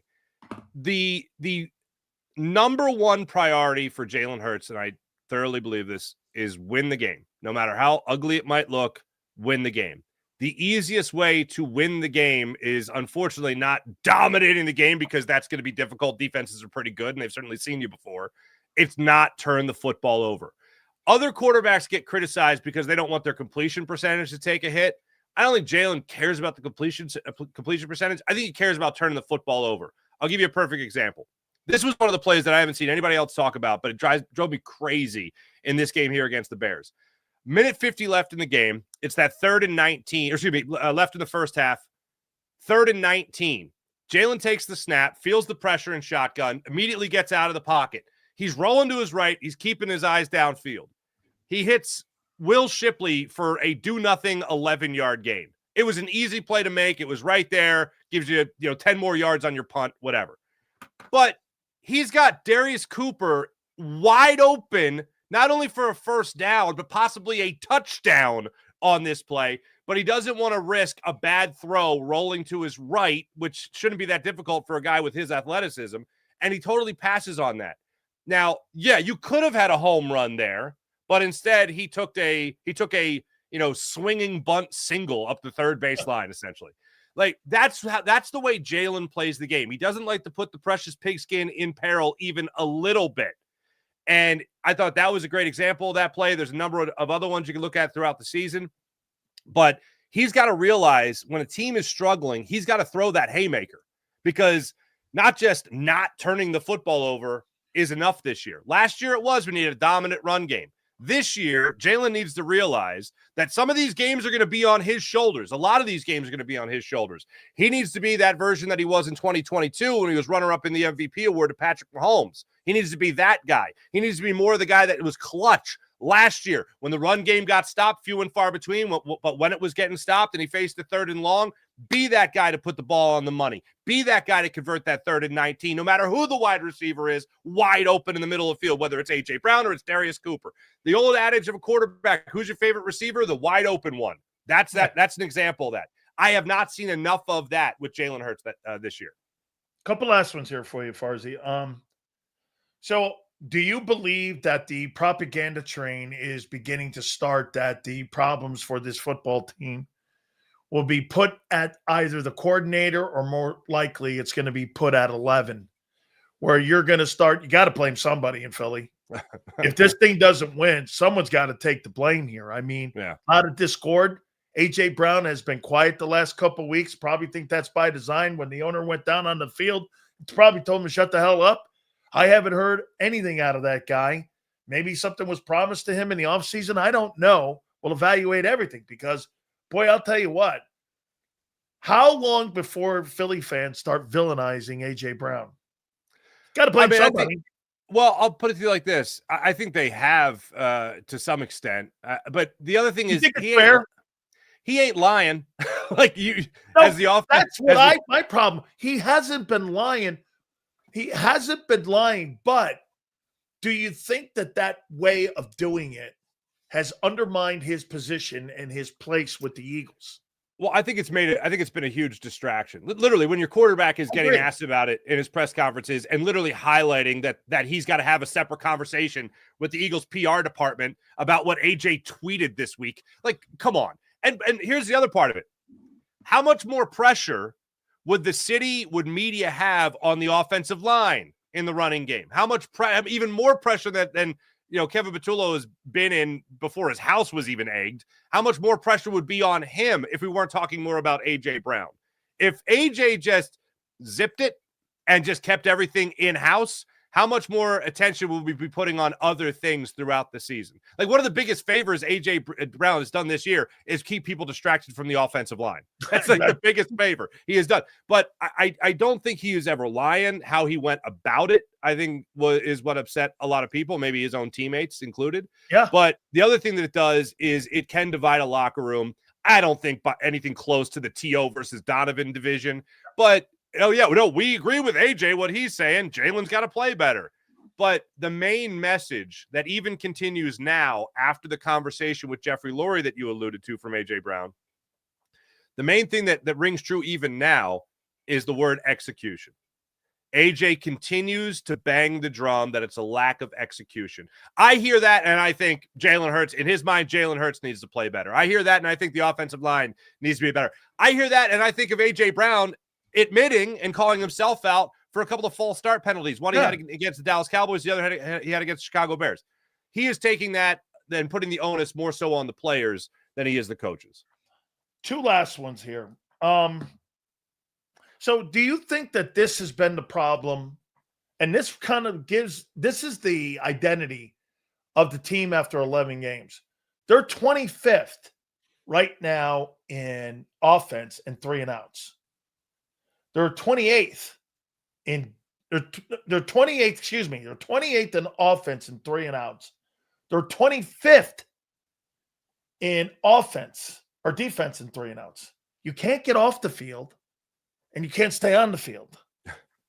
I mean, Farzetta, the only reason that they're in the position where they're 8-4, in my opinion, is because Fangio's defense is like in the top 10 when it comes to points scored. So are we looking at the beginning of the end of the defense because of the inability of the offense to stay on the field? Are we systematically watching the defense basically disintegrate in front of us? They were going project, like you said a couple weeks ago, they were getting better. But because of those 3 and outs, I mean, you can't stay on the field, and the defense now can't get off it. I'm sorry, man, but that's not championship football. And absolutely not. It gives you Chip Kelly vibes is what it does. Except totally, the Chip Kelly vibe was a 3 and out in like 30 seconds. So that's a little bit more serious. But this makes you feel like that. Like your offense is not staying on the football field long enough to at least, as my man Seth Joyner put it, taste the Gatorade on the sideline. You know? Right on. Like it's such a true statement. Dude, hey, Farzy, 85 plays the Bears ran. 85 plays. That's a game and a half. What was it in the first? It was like I feel like it was like 60 something in the first half alone. Game. That's a football game. It almost sounds like this offense is kind of predictable, doesn't it? Totally. If you're able to get off if you're a defense, if you're the field, okay, the entire NFL, every defense the Eagles have played and will play for the rest of the season. It's almost like you're playing a predictable offense when you can constantly get them to go 3 and out. Like there was a question. I got to give credit to Mike Sealski because I thought this was a perfect question he asked of Dallas Goedert after this loss to the Bears. Is there ever a moment where you feel like you're catching a defense off guard? Is there ever a moment where you feel like you're throwing something at them that they haven't seen? Long pause by Dallas Goedert. Yeah, I can't answer that. Now, I know some people could jump to the wide open play he had down the middle of the field when Jalen missed Devontae Smith threw behind him on that slant route. when they sent 6. But that's an obvious play where Dallas Goedert was wide open. But if you're talking about an overall scheme, he can't answer the question as to whether or not he, as an offense, they've ever caught a defense off guard. Final question for you. Do you think the only thing and the only reason that there's still optimism with the organization is that take a look at the NFC, Farzy? I mean, Rams get beat by Carolina.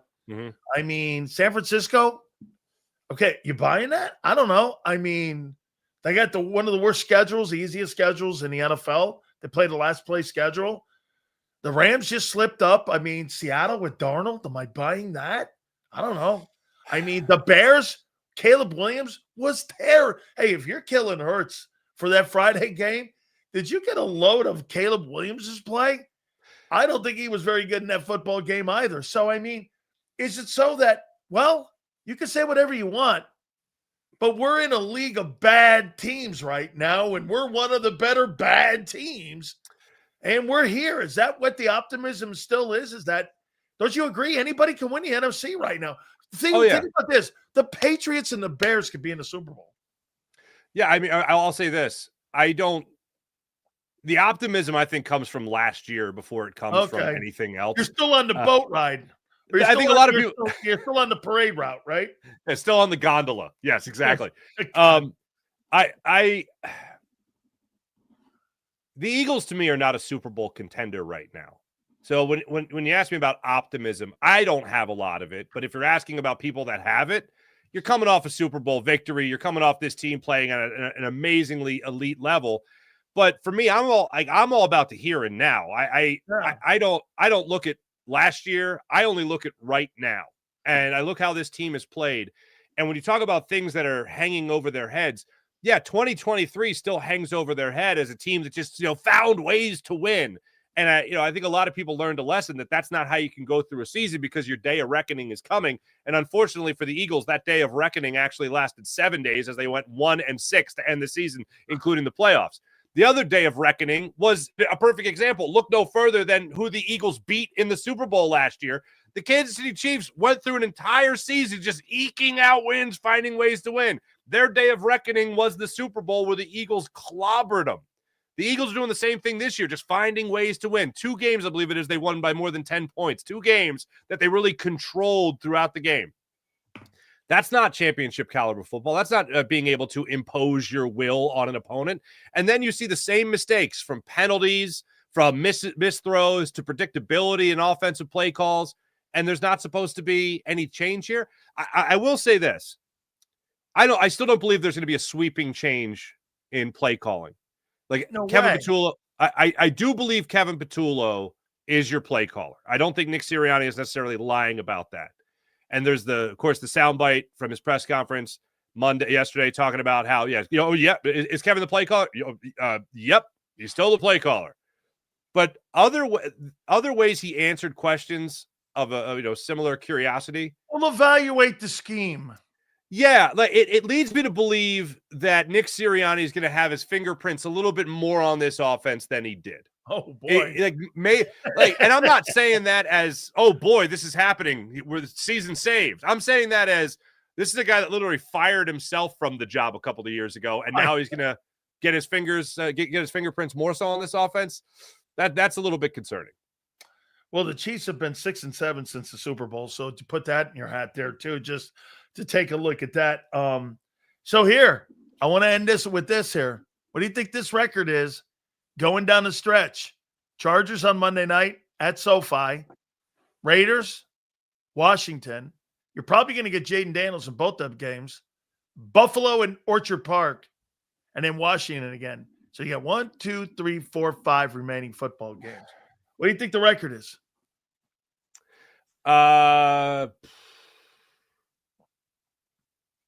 It's 5. It's your winners or your losers. The Chargers game the Chargers game scares me because I do think Justin Herbert is going to play in that game. But if you're Vic Fangio and you know that he's a one-handed quarterback, you're going to go nuts on that one. Well, they're probably going to go shotgun.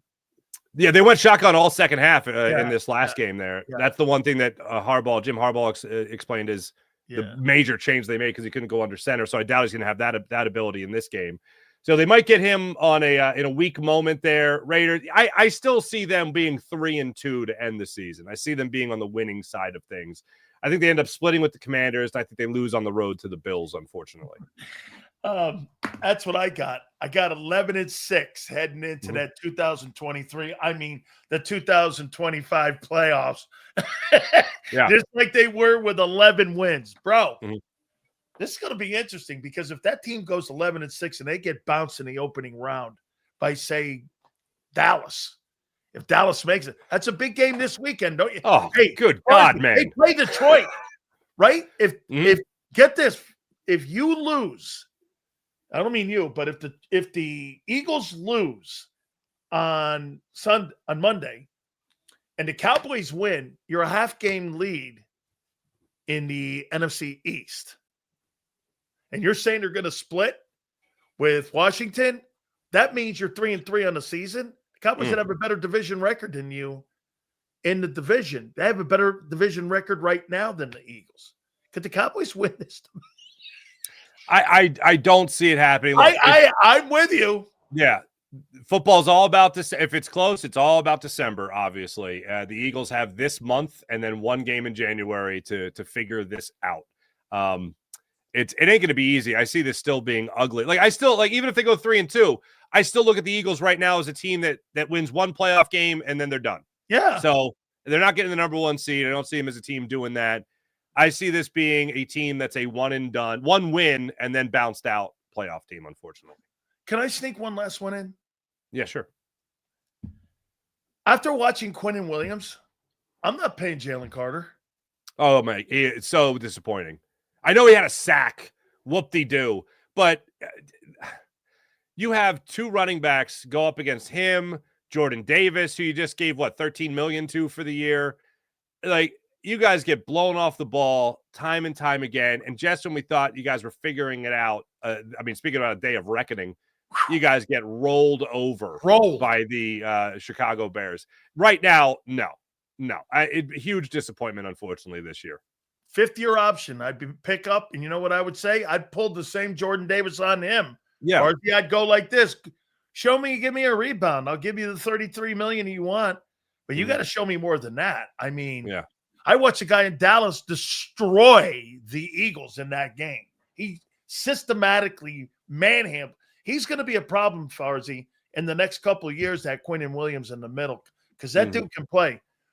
Mark, I appreciate you so much, man. I love your work and all the stuff that you do, and I appreciate Thank you, brother. Appreciate you. Thank you. When's the celebrity boxing match with you and John McMullen? When's that happening? Well, you know, John, my problem with John was I don't think John got the point what I was making. I understood his point.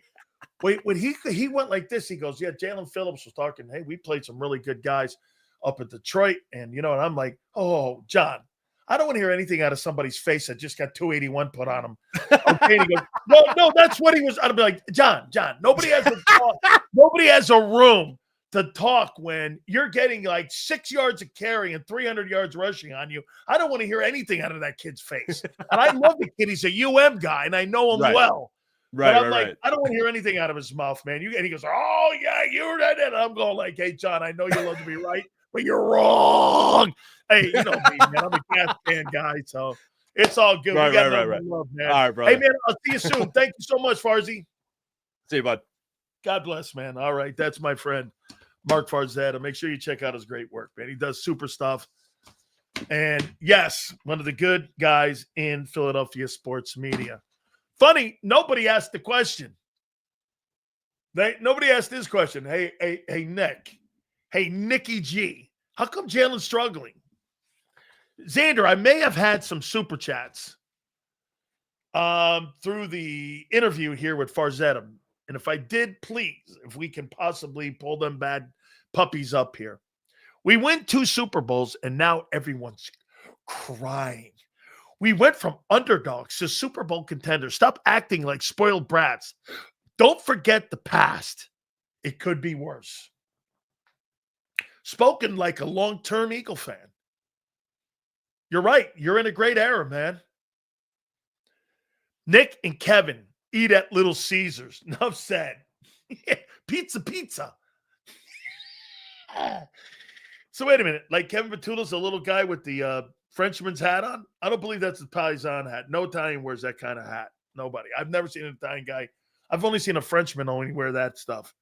I've never seen an Italian guy wear that beret. Frenchmen wear that beret. Italians don't wear the beret. Not happening. I've never seen an Italian in a hat like that. Never. We got to get Nikki and Kevin Brazzini out of the picture. How you doing? Kevin Brazzini. Hey, I knew Brazzini. He was the guy all the time. He was the guy the entire time. He's a putz. Yeah, I got it. Nice reference, Godfather. Very good. Good stuff there. I think Pump had one. Didn't he have one up there before we started that interview? I thought we got one in there with him too. What do you expect Kevin and crew to do with this guy? The one thing he was good at was run the ball, which he doesn't want to do now. What the fuck, man? Bench his ass. There you go, Pump. How you doing? What happens if they go 0-5? You lose to the Giants. Oh, my God. We lose what to the Giants? What happens if they go 0-5? You lose to the Giants. You mean you lose to the Cowboys. The Giants ain't going anywhere. Giants ain't going anywhere. Don't know if you talked about this. Ooh. But do you think we should sign? No. Well, wait a minute. You give him a minimum deal, a veteran deal, and the money's right, I'd bring his ass in. He's better than any garbage can you have out there now. M. Reyes will tell you, Adoree Jackson is fucking great. I'll take Slay and his beat-up body over Adoree Jackson. Adoree Jackson is like a – no. Yeah, no. I won't go there. Got to keep it G-rated. How you doing? Hell yeah, I'd bring Slay in. Yeah, well, the money's right. I'm not paying him $8 million. That's not happening. It's true. He knows the system. Yeah, no, I don't have a problem with that. If you brought Darius Slay in, depending on what kind of condition he's in, he'd probably start. Chill on Carter, man. They're on the field a lot. Huss, I get it. He got drilled from play one. First play of the game, they were knocked off the ball. They were driven. Michael Phelps and him are the two greatest backstrokers in Olympic history. Jalen Carter and Michael Phelps.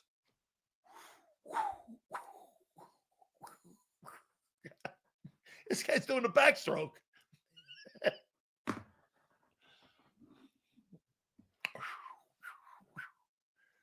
Holy cow. Guy was getting killed. So as we lose to the Giants, we can lose that. Oh, absolutely. You get a, hey, by the way, how about this? The Eagles' record in the NFC East this year is going to be 3-3. You would have lost to the shitty Giants, the shitty Commanders, and you would have lost to the Cowboys. The Cowboys should have beat you twice, actually. Yeah, Cowboys moving the ball and taking time off the clock. Their defense is well rested. Well, that's because they've got defensive tackles that know how to get off the field. Hello? They got better tackles than you. Slay has been bad. He's been terrible. He's been terrible in that system.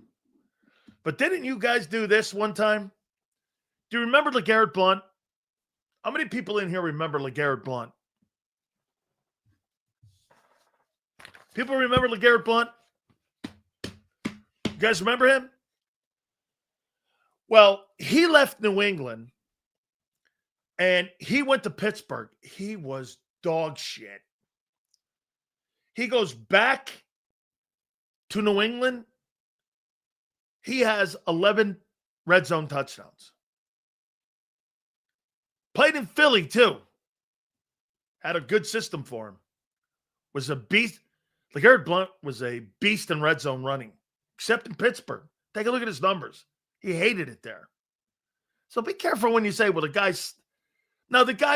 guy's older and he's beat up. There's no doubt about it. I'm not saying he's got a lot of no. More hey, dude. Well, that's what you've done this year. You've done AARP signings and you've done Temu signings. Welcome to Howie's world. Howie. The world of Howie Roseman. Where'd he spend his offseason? Temu and he at the old folks home. Howie spent time at the old folks home. And there was M. Reyes looking up. Hey, Howie. Don't know if you talked about this, but you think we should sign Slay now that Pittsburgh cut him? Again, I don't mind bringing a guy like that in if the money's right. Okay? Right? Great red zone runner. I saw him his rookie year in Tampa Bay. I was on the air down there. I think like in 7 games he had 1,000 yards. He was incredible. And remember, he got in trouble when he was at Oregon. He punched that kid from Boise State in the face.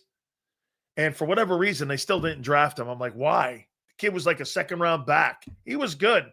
Guy had a great career, bunch of NFL honors he had. He was a good football player. I never had a problem with LeGarrette Blount. Yeah, those guys were really a good tandem when you had them here. He's a good football player, man. The same fans wanting Hurts bench and AJ traded was the same fan base bathing in the glory last year in February. If we repeat, don't come to the party. Don't come to the party. Hashtag eggs. Yeah, I think the only parade you're going to in San Francisco ain't the one with the Super Bowl. Oh, man. Yeah, no. I don't think you're going to San Fran this year, my friends. By the way, Eaglevania, I think you're going to be having a parade this year in like maybe Sea Caucus. Or maybe you're going to have it in Patterson. Because nowhere in Philly you're going to have a parade for getting bounced in the opening round. Maybe like Patterson or like Cherry Hill. Where else there, man? Newark. Newark. The shithole of America. He must be new here. No comment. Like Nick today. I don't want to comment on anything. Blah, blah, blah. We have garbage cans at cornerback right now. Yeah, well, hey, man, what happened to that Jacorian Bennett guy? Is he still on the team? So let me take a look at this. Let me take a look at Howie's year. Let me take a look at Howie's season this year. And Howie's draft picks and his free agents. Hold on here. Okay, let me look at this. There it is right here. I got my Clint Hurt depth chart. Okay. Dotson. All right. Brought Goddard back. So Goddard being brought back. What would I give Goddard as a grade? C minus. C minus. That's one of his moves. How about this? Offseason. How he gave and made Barkley the highest paid running back. That's a fucking F move. You paid Barkley and made Is Barkley the highest? Hey, Kyle, do me a favor. Is Barkley the highest paid running back in football right now? Is he? So Barkley's $20 million. That's an F move. Cam Jurgens. He gave him 20. That's an F move. Okay? I mean, I'm still waiting for the Reed contract. So Cam Jurgens got 20. So George Jurgens got 20. Barkley got 20. At least Goddard, they may take a pay cut. That actually, I mean, I'm going to have to up that to C+ because he did tell the guy to take a pay cut. So he gave Barkley, he made him the highest paid running back, which has been a stiff move. Cam Jurgens, you made him one of the highest paid centers, which is a stiff move. Okay, let's move on. Yeah, you implemented Tyler Steen, who's been, what is it? He's the fourth worst pass protecting guard in the league. Frank just got fired. What do you say, Sills?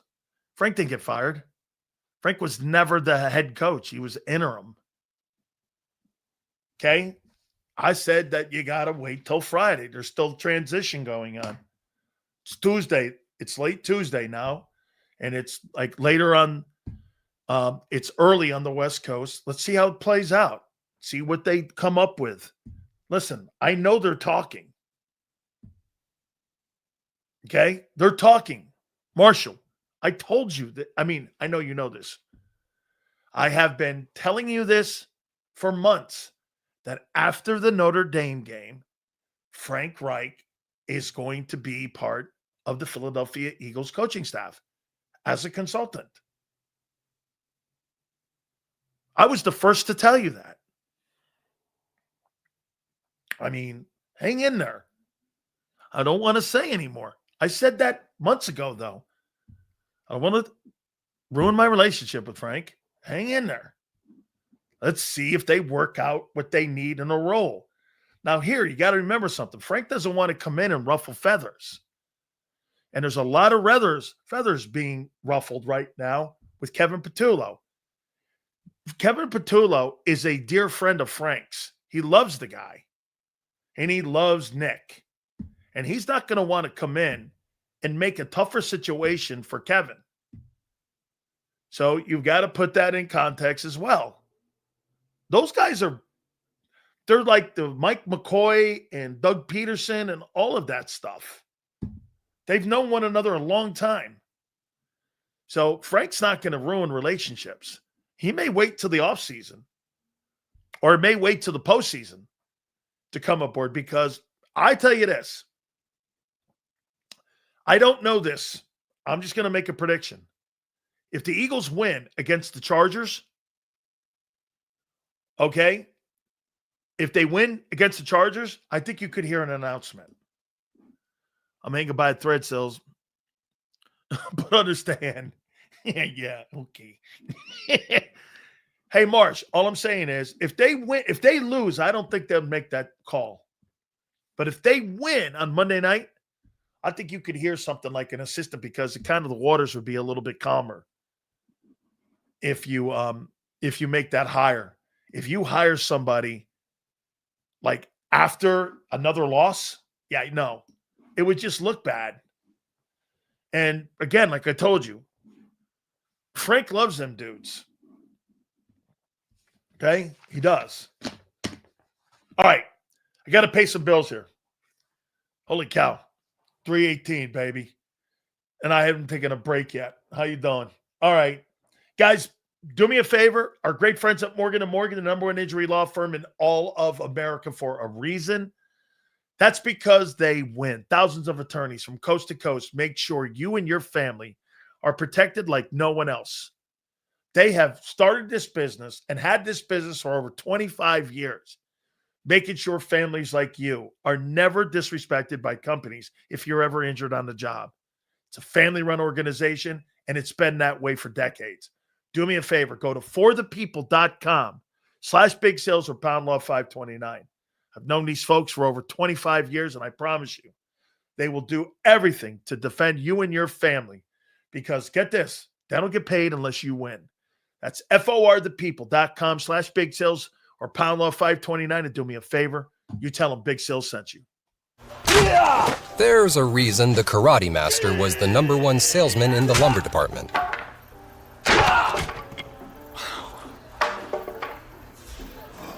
Karate. Just like there's a reason Morgan & Morgan is America's largest injury law firm. Injured? With over $25 billion recovered for our clients, there's a reason to go big. Morgan & Morgan, America's largest injury law firm. Ignite your nights with free live entertainment daily, only at Live Casino and Hotel Philadelphia's Center Bar. 7 days a week, enjoy some of the region's top party bands, performers, and DJs as they take the stage in the heart of the casino action. Great cocktails, live music, and lively moments. It's all happening at Center Bar at Live Casino and Hotel Philadelphia. Visit livecasinophilly.com for more details and the complete list of upcoming events. Must be 21 or older. Gambling problem? Call 1-800-GAMBLER. This is Eric. When he got injured in a car accident, he called Morgan & Morgan. He not only gets a lawyer, he gets trial lawyers like Sam and Jessica, who are in it to win it. He gets his own investigators with briefcases, leather ones. And if you ever have questions, our customer service folks keep things rolling. Injured? We're your army. Morgan & Morgan, America's largest injury law firm. Welcome to the Jet Setters and the High Rollers, to the Shot Takers and the Tastemakers. Welcome to the Viewfinders, the Thrill Seekers, and the Night Owls. Welcome to everything you could possibly want on one 5-mile island. Welcome to the Wildwoods. Book your stay today. In our hometown, we all look out for each other. We go the extra mile to lend a helping hand. Thank you. We step up to keep our communities going strong. And at Independence Blue Cross, we're here to keep you going strong. We've been deeply rooted in our communities for more than 85 years. And that connection to members has earned us our spot as the #1 health insurer in the region. So while you look out for your neighbors, know IBX is always looking out for you.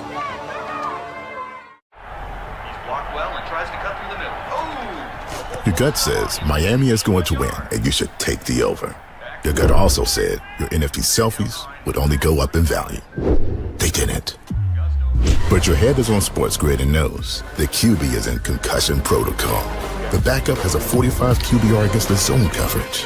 The New York D has the most sacks in the league. So yeah, trust your head. It's smarter to be on Sports Grid. EAGLES. Eagles.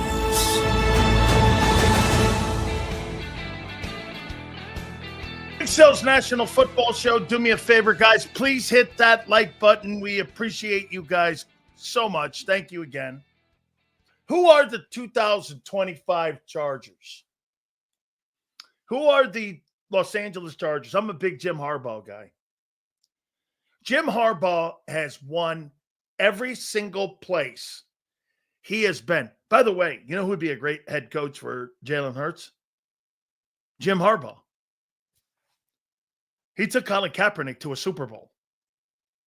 I mean, he made that guy relevant. He was never relevant without Jim Harbaugh. I mean, plus he believes in running the football. He believes in great defense. He would have been a great coach. But again, when you got a guy like Jim Harbaugh, the organization would be back to Doug Peterson again because Jim would want complete autonomy and he would make Howie Roseman irrelevant. And that's not what the Eagles want to do. And I don't think he should do that because Howie's got a great resume. He does. The problem that Howie has is that he thinks he's a fucking coach. And that he thinks he knows what's best for the offensive game plan. That's why the hiring of these shit coordinators. I mean, I'm trying to figure it. Have you ever hired an experienced coordinator?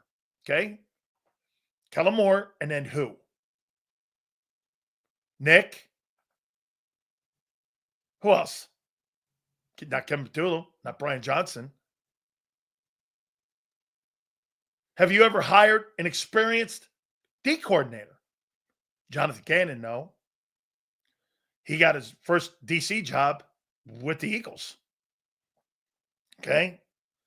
Vic, Desai never had a job before.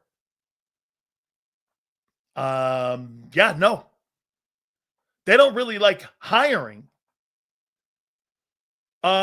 experienced coordinators. Frank, yep. But I'll tell you what, White Global, Frank was hired by Doug.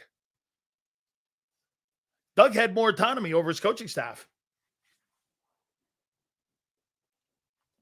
Frank was the guy that was, what you guys told me, Doug Peterson was the reason he got fired was because he wanted to keep Press Taylor. And that was one of the reasons they got rid of him, right? Because of Press Taylor. All right. Well, I mean,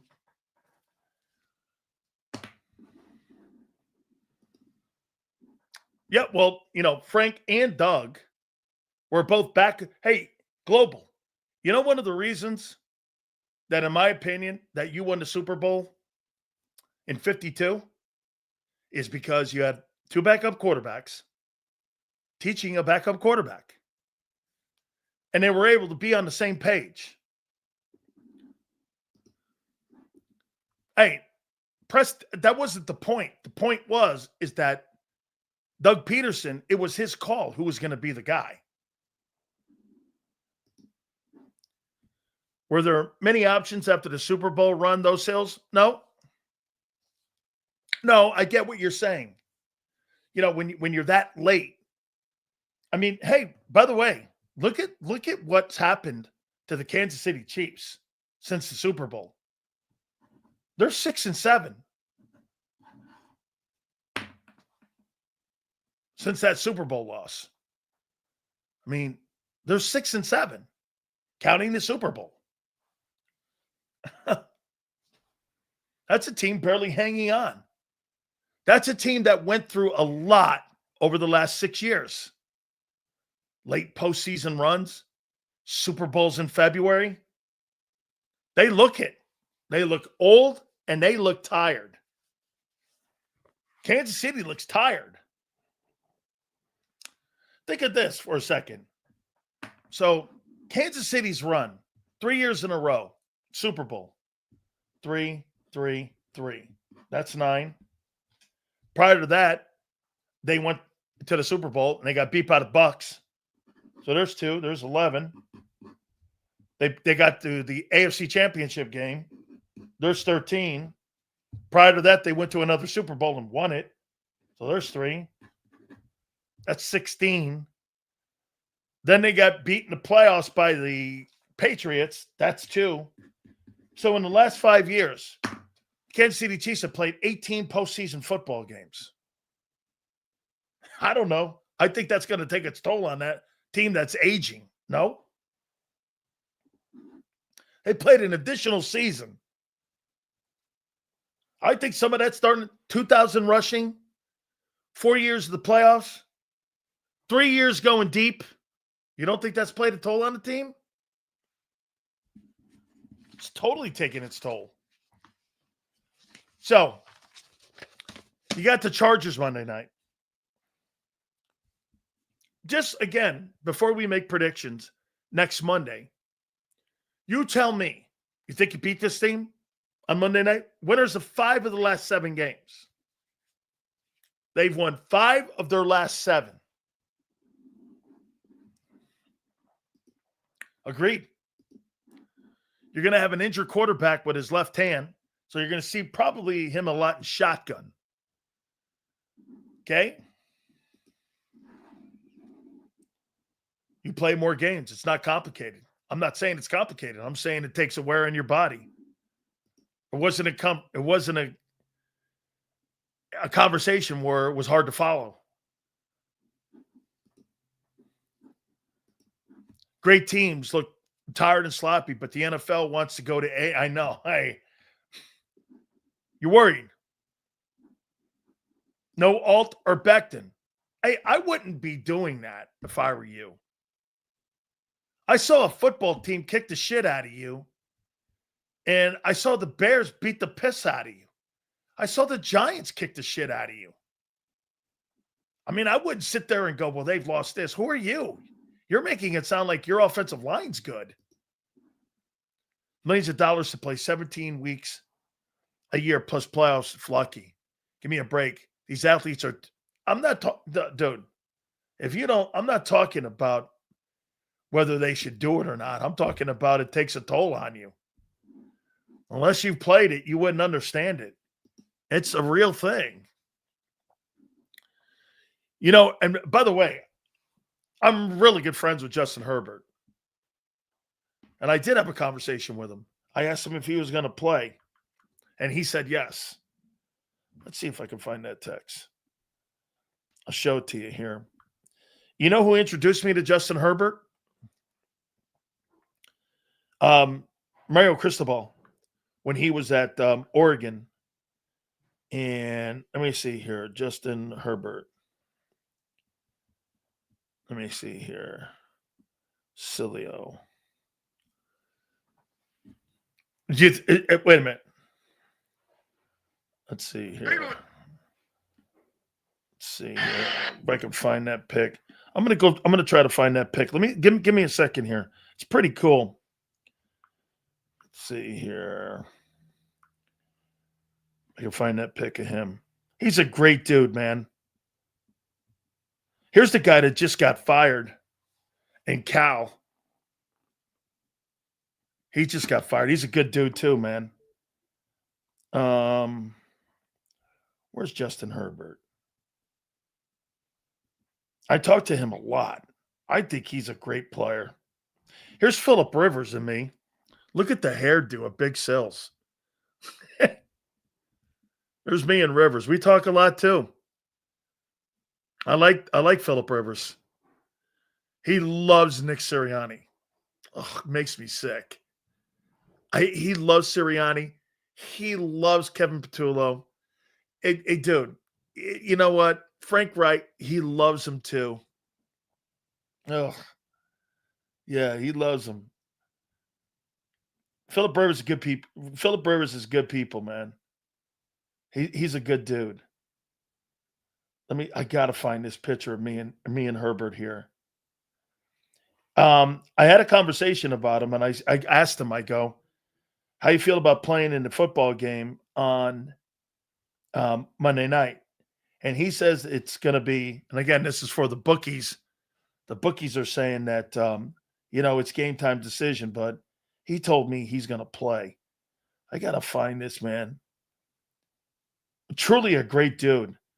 And he's always accessible. You know what? We're going to try to get him on in the offseason. I think you guys would like him. Yeah, Phillip Rivers could sling it. I think Phillip Rivers is a Hall of Fame quarterback. If I had to put a comment out there, oh, by the way, I think you guys will dig this one. I found a couple of these picks. There's Big Sills and Doug Flutie. I hate that guy. He threw that pass against us on Thanksgiving night, and they ended up beating us. That was terrible when they did that. Yeah, I got to find this, man. I'm not going to not. Where the hell is this thing? Oh, here's the guy. Here's Vinny Testaverde. My boy Vinny. I love me some Vinny. My wife doesn't think he's very good. She thought he was a decent quarterback. She never thought he was really all that great. Yeah. Dang, I can't find that. Shit. Got a really great picture of Justin Herbert. And I can't remember where we were. We were at a banquet that he invited me to. And he called me and he says, I want you to come to this banquet. And it was in California. I think it was in Los Angeles. And he goes like this. He goes, hey, meet me here. So I met him there. And we went, oh, Xander, I got one for Xander. There's Big Sills in the Stanley Cup. How you doing? That's for his Big Z.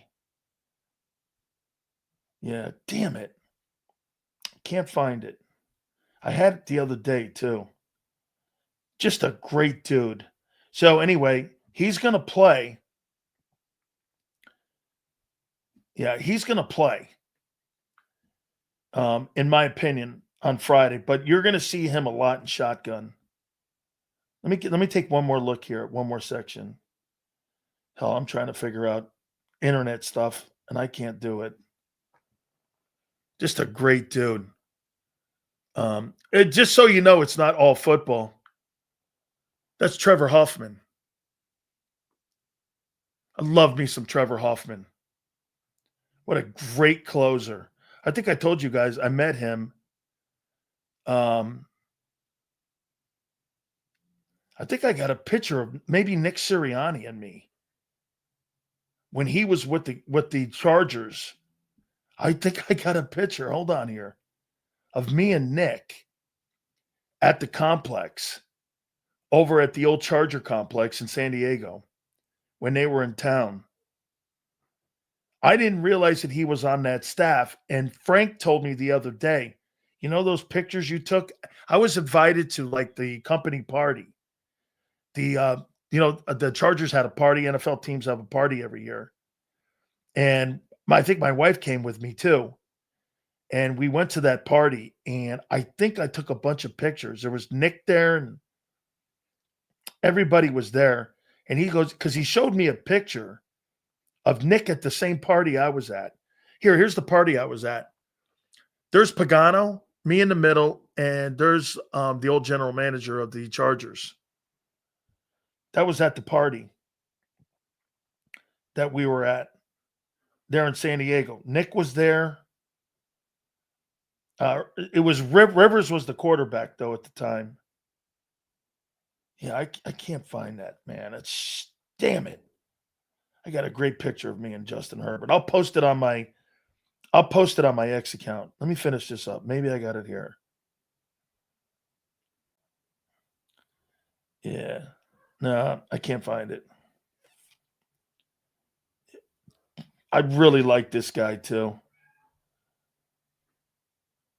Damn. Yeah, no. All right. Anyway, so let's take a look at these Chargers and who they are. Let's take a look at the Chargers. Listen, I think the Chargers are a good football team. I had picked them to win the AFC West. That obviously is not going to happen because I don't know if you guys know this guy. That's Eric Weddle. Used to play DB for them. I think he made a bunch of Pro Bowls. He was a really good player for them, for the Chargers. I covered the Chargers. I was over at the complex every week. And I never, here's me at the Charger complex talking to players. Keenan Allen. They invited me over there all the time. And we had a great relationship with those dudes. They were great. I'm trying to look for those. I don't think I can find it here. That's all right. Yeah, Justin's a really good dude. But the Chargers, okay? Hey, Eric Weddle was a really good football player. And that guy he's a head coach now of a high school that my daughter went to, Rancho Bernardo. So he's like the head football coach there. And just tremendous, just a tremendous coach. He wants to get into college. Here it is. Here's Big Sills and Herbert. Look how tall that guy is. Look how tall Justin Herbert is. This guy could eat a bowl of fucking cherries off my head. I mean, this guy is huge. I mean, he is a huge dude. So here, let's take a look at the Chargers here. They're 10th in offense. They're 12th in passing. They're 12th in rushing.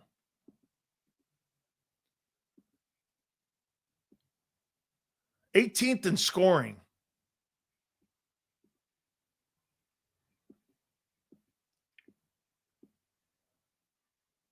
$23rd in red zone.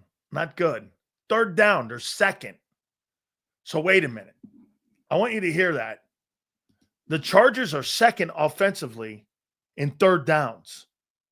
You know what that means? They don't get off the field. They have long extended drives. That's not good for your defense.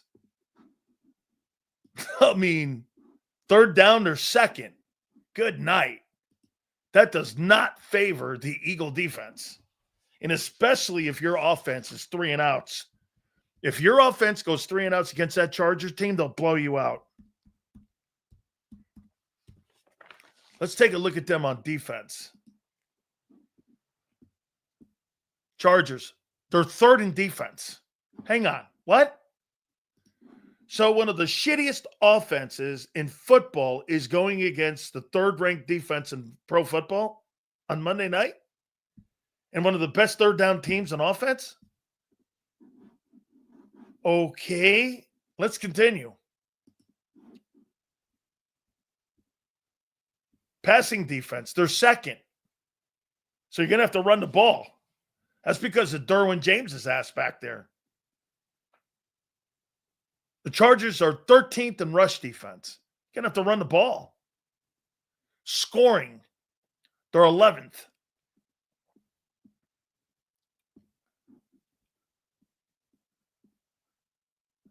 Third down, they're 4th.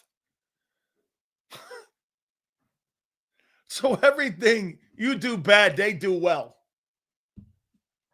They're like the second best team in the NFL in long drives, and they're the third best team in 3 and outs. And you're the worst in every metric. And the quarterback is Justin Herbert. Good luck. Hey, somebody tell me what the point spread is in that game. I want to know what the point spread is. Because if it's over 2.5, I'm taking the Los Angeles Chargers in this game. So they're the best, some of the best football teams in 3 and outs on both sides of the football, and the Eagles are the worst. Eagles are 2.5-point favorites. It's a pick'em game. Whew. Whoa. There you go. Thank you, Zach. Put it on my Twitter. There you go. Thank you, dog. Very nice. Yep. That's right. Ready to go. So I got people watching me here and posting over on my X account. It's fabulous. Fabulous, man.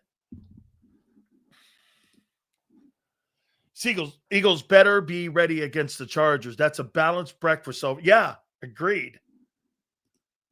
I could see the Chargers sneaking into the playoffs. Chargers are in the playoffs right now, if I'm not mistaken. Let me take a look at that. I think they're in. I think the playoff teams right now, I think the playoff picture in the AFC, I think they have them in. Right now, the playoff picture is Patriots 1, Broncos 2, Jags 3, Ravens 4, Chargers 5, Colts 6, Bills 7. Texans are 8, Steelers are 9, Chiefs are 10th. How about the Dolphins still sitting in there, 5 and 7? That's a pretty good rallying job by that coach. Cowboys are 9, Panthers are 10, Lions are 8, 49ers. I think it's going to end this way. Bears, Rams. I don't think it's going to end that way, but I think Bears, Rams, Eagles, Bucks. I think Carolina can win that division still. Seahawks, Packers, and 49ers. All these people crying that we're complaining won't be around if we choke in the playoffs. Nobody's complaining. How can you be complaining when you're pointing out the truth? I mean, right? Pointing out the truth. That's how is that complaining? When you're pointing out things. The whole league is dude, you could theoretically, check this out. You could have in the Super Bowl this year, you could have the Broncos and the Bears. You could have the Patriots, The Patriots can win the Super Bowl. I think beat the Bears in the Super Bowl. You could have Patriots, Seahawks.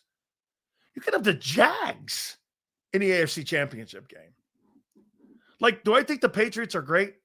Not really. Do I think the Broncos are offensively? Not really. Jags? No. Ravens? No. Chargers? Not really. Colts? No. Bills? No. How about on this side? Bears? Hey, does anybody in here fear going to Chicago? If you got to go to an AFC Championship game, if you're Philly and you got to play outside in Chicago at Soldier Field, I don't fear that. I mean, dude, 49ers can make it. The 49ers, how about this? The 49ers can make it to the NFC Championship game without Fred Warner and Nick Bosa. How you doing? You lose both them dudes and you make it to the NFC Championship game? Kyle Shanahan might win NFL Coach of the Year for the job he's done. And have Purdy the whole year and they end up winning the West?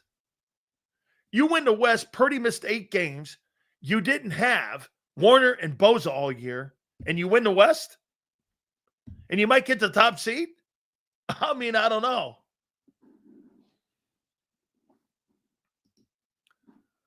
Our defense is about to become free food.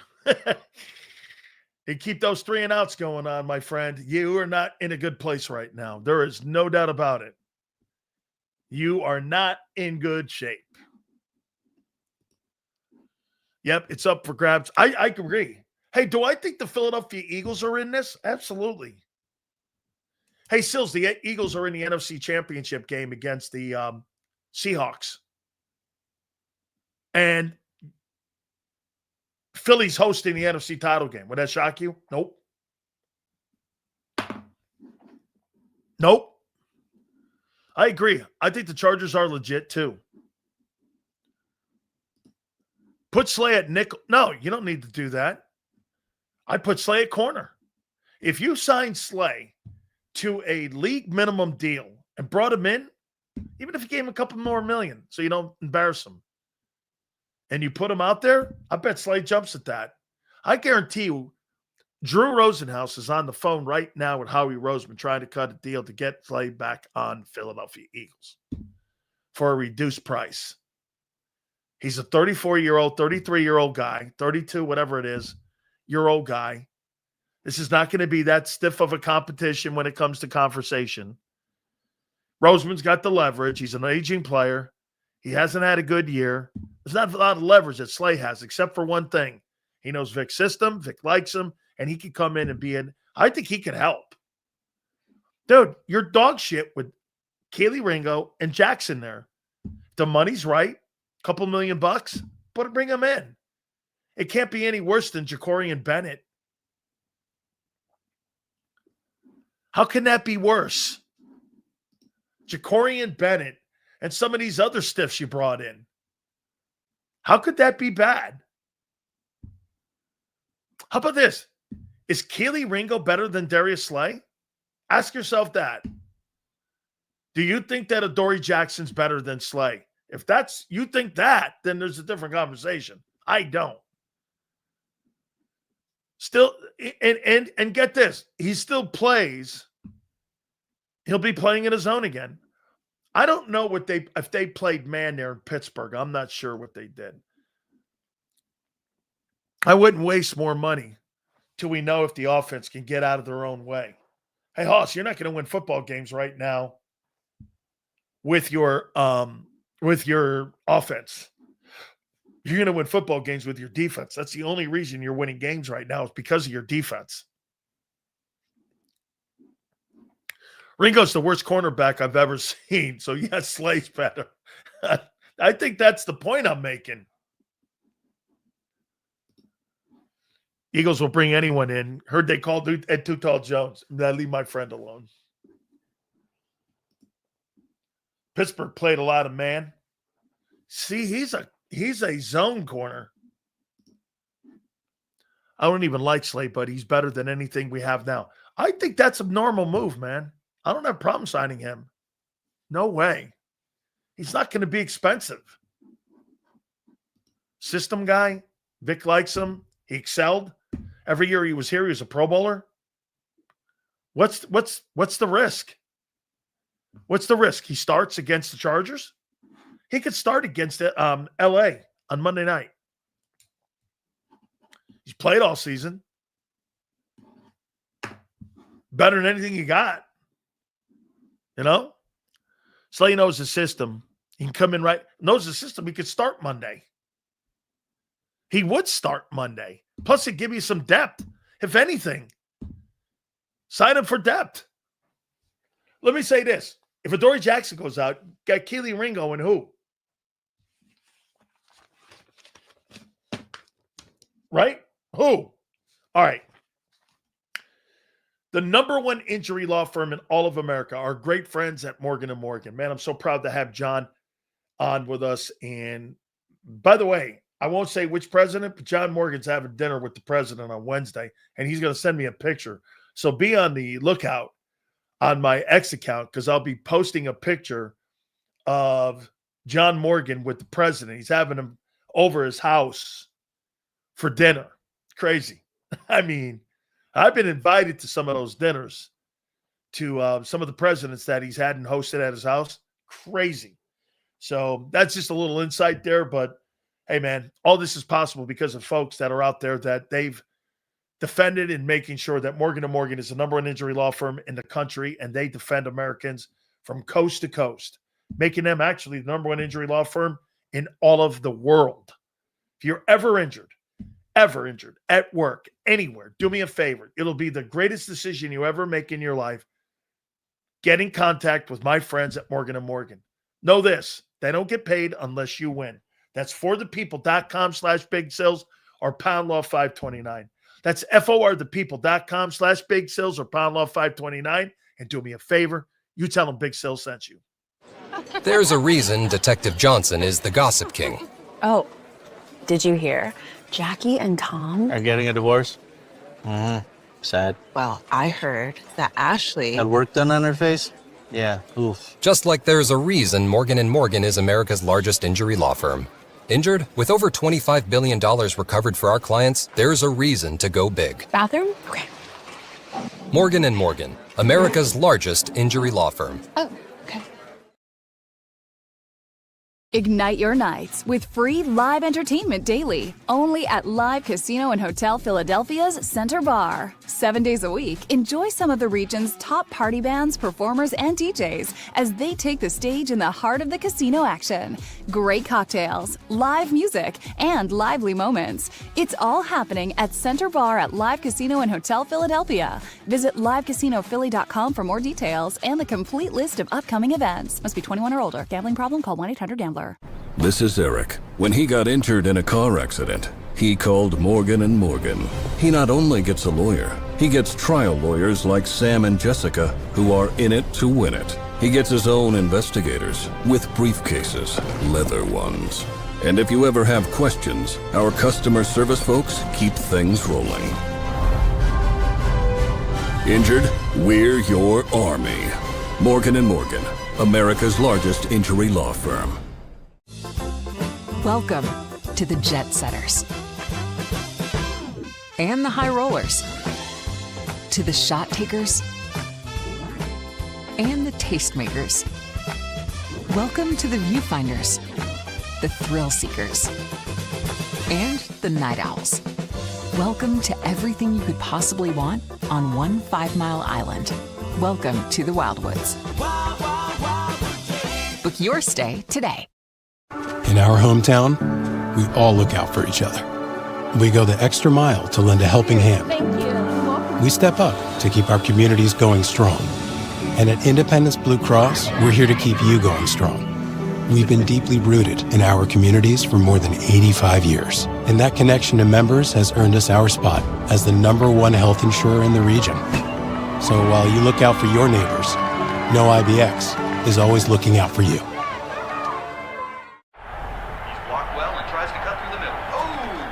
Your gut says Miami is going to win, and you should take the over.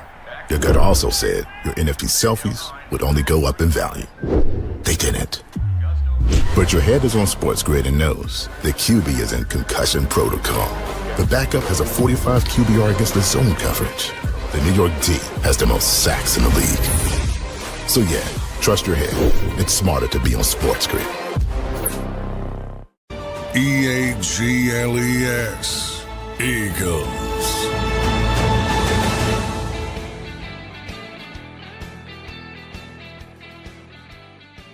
Mini buy, I like them.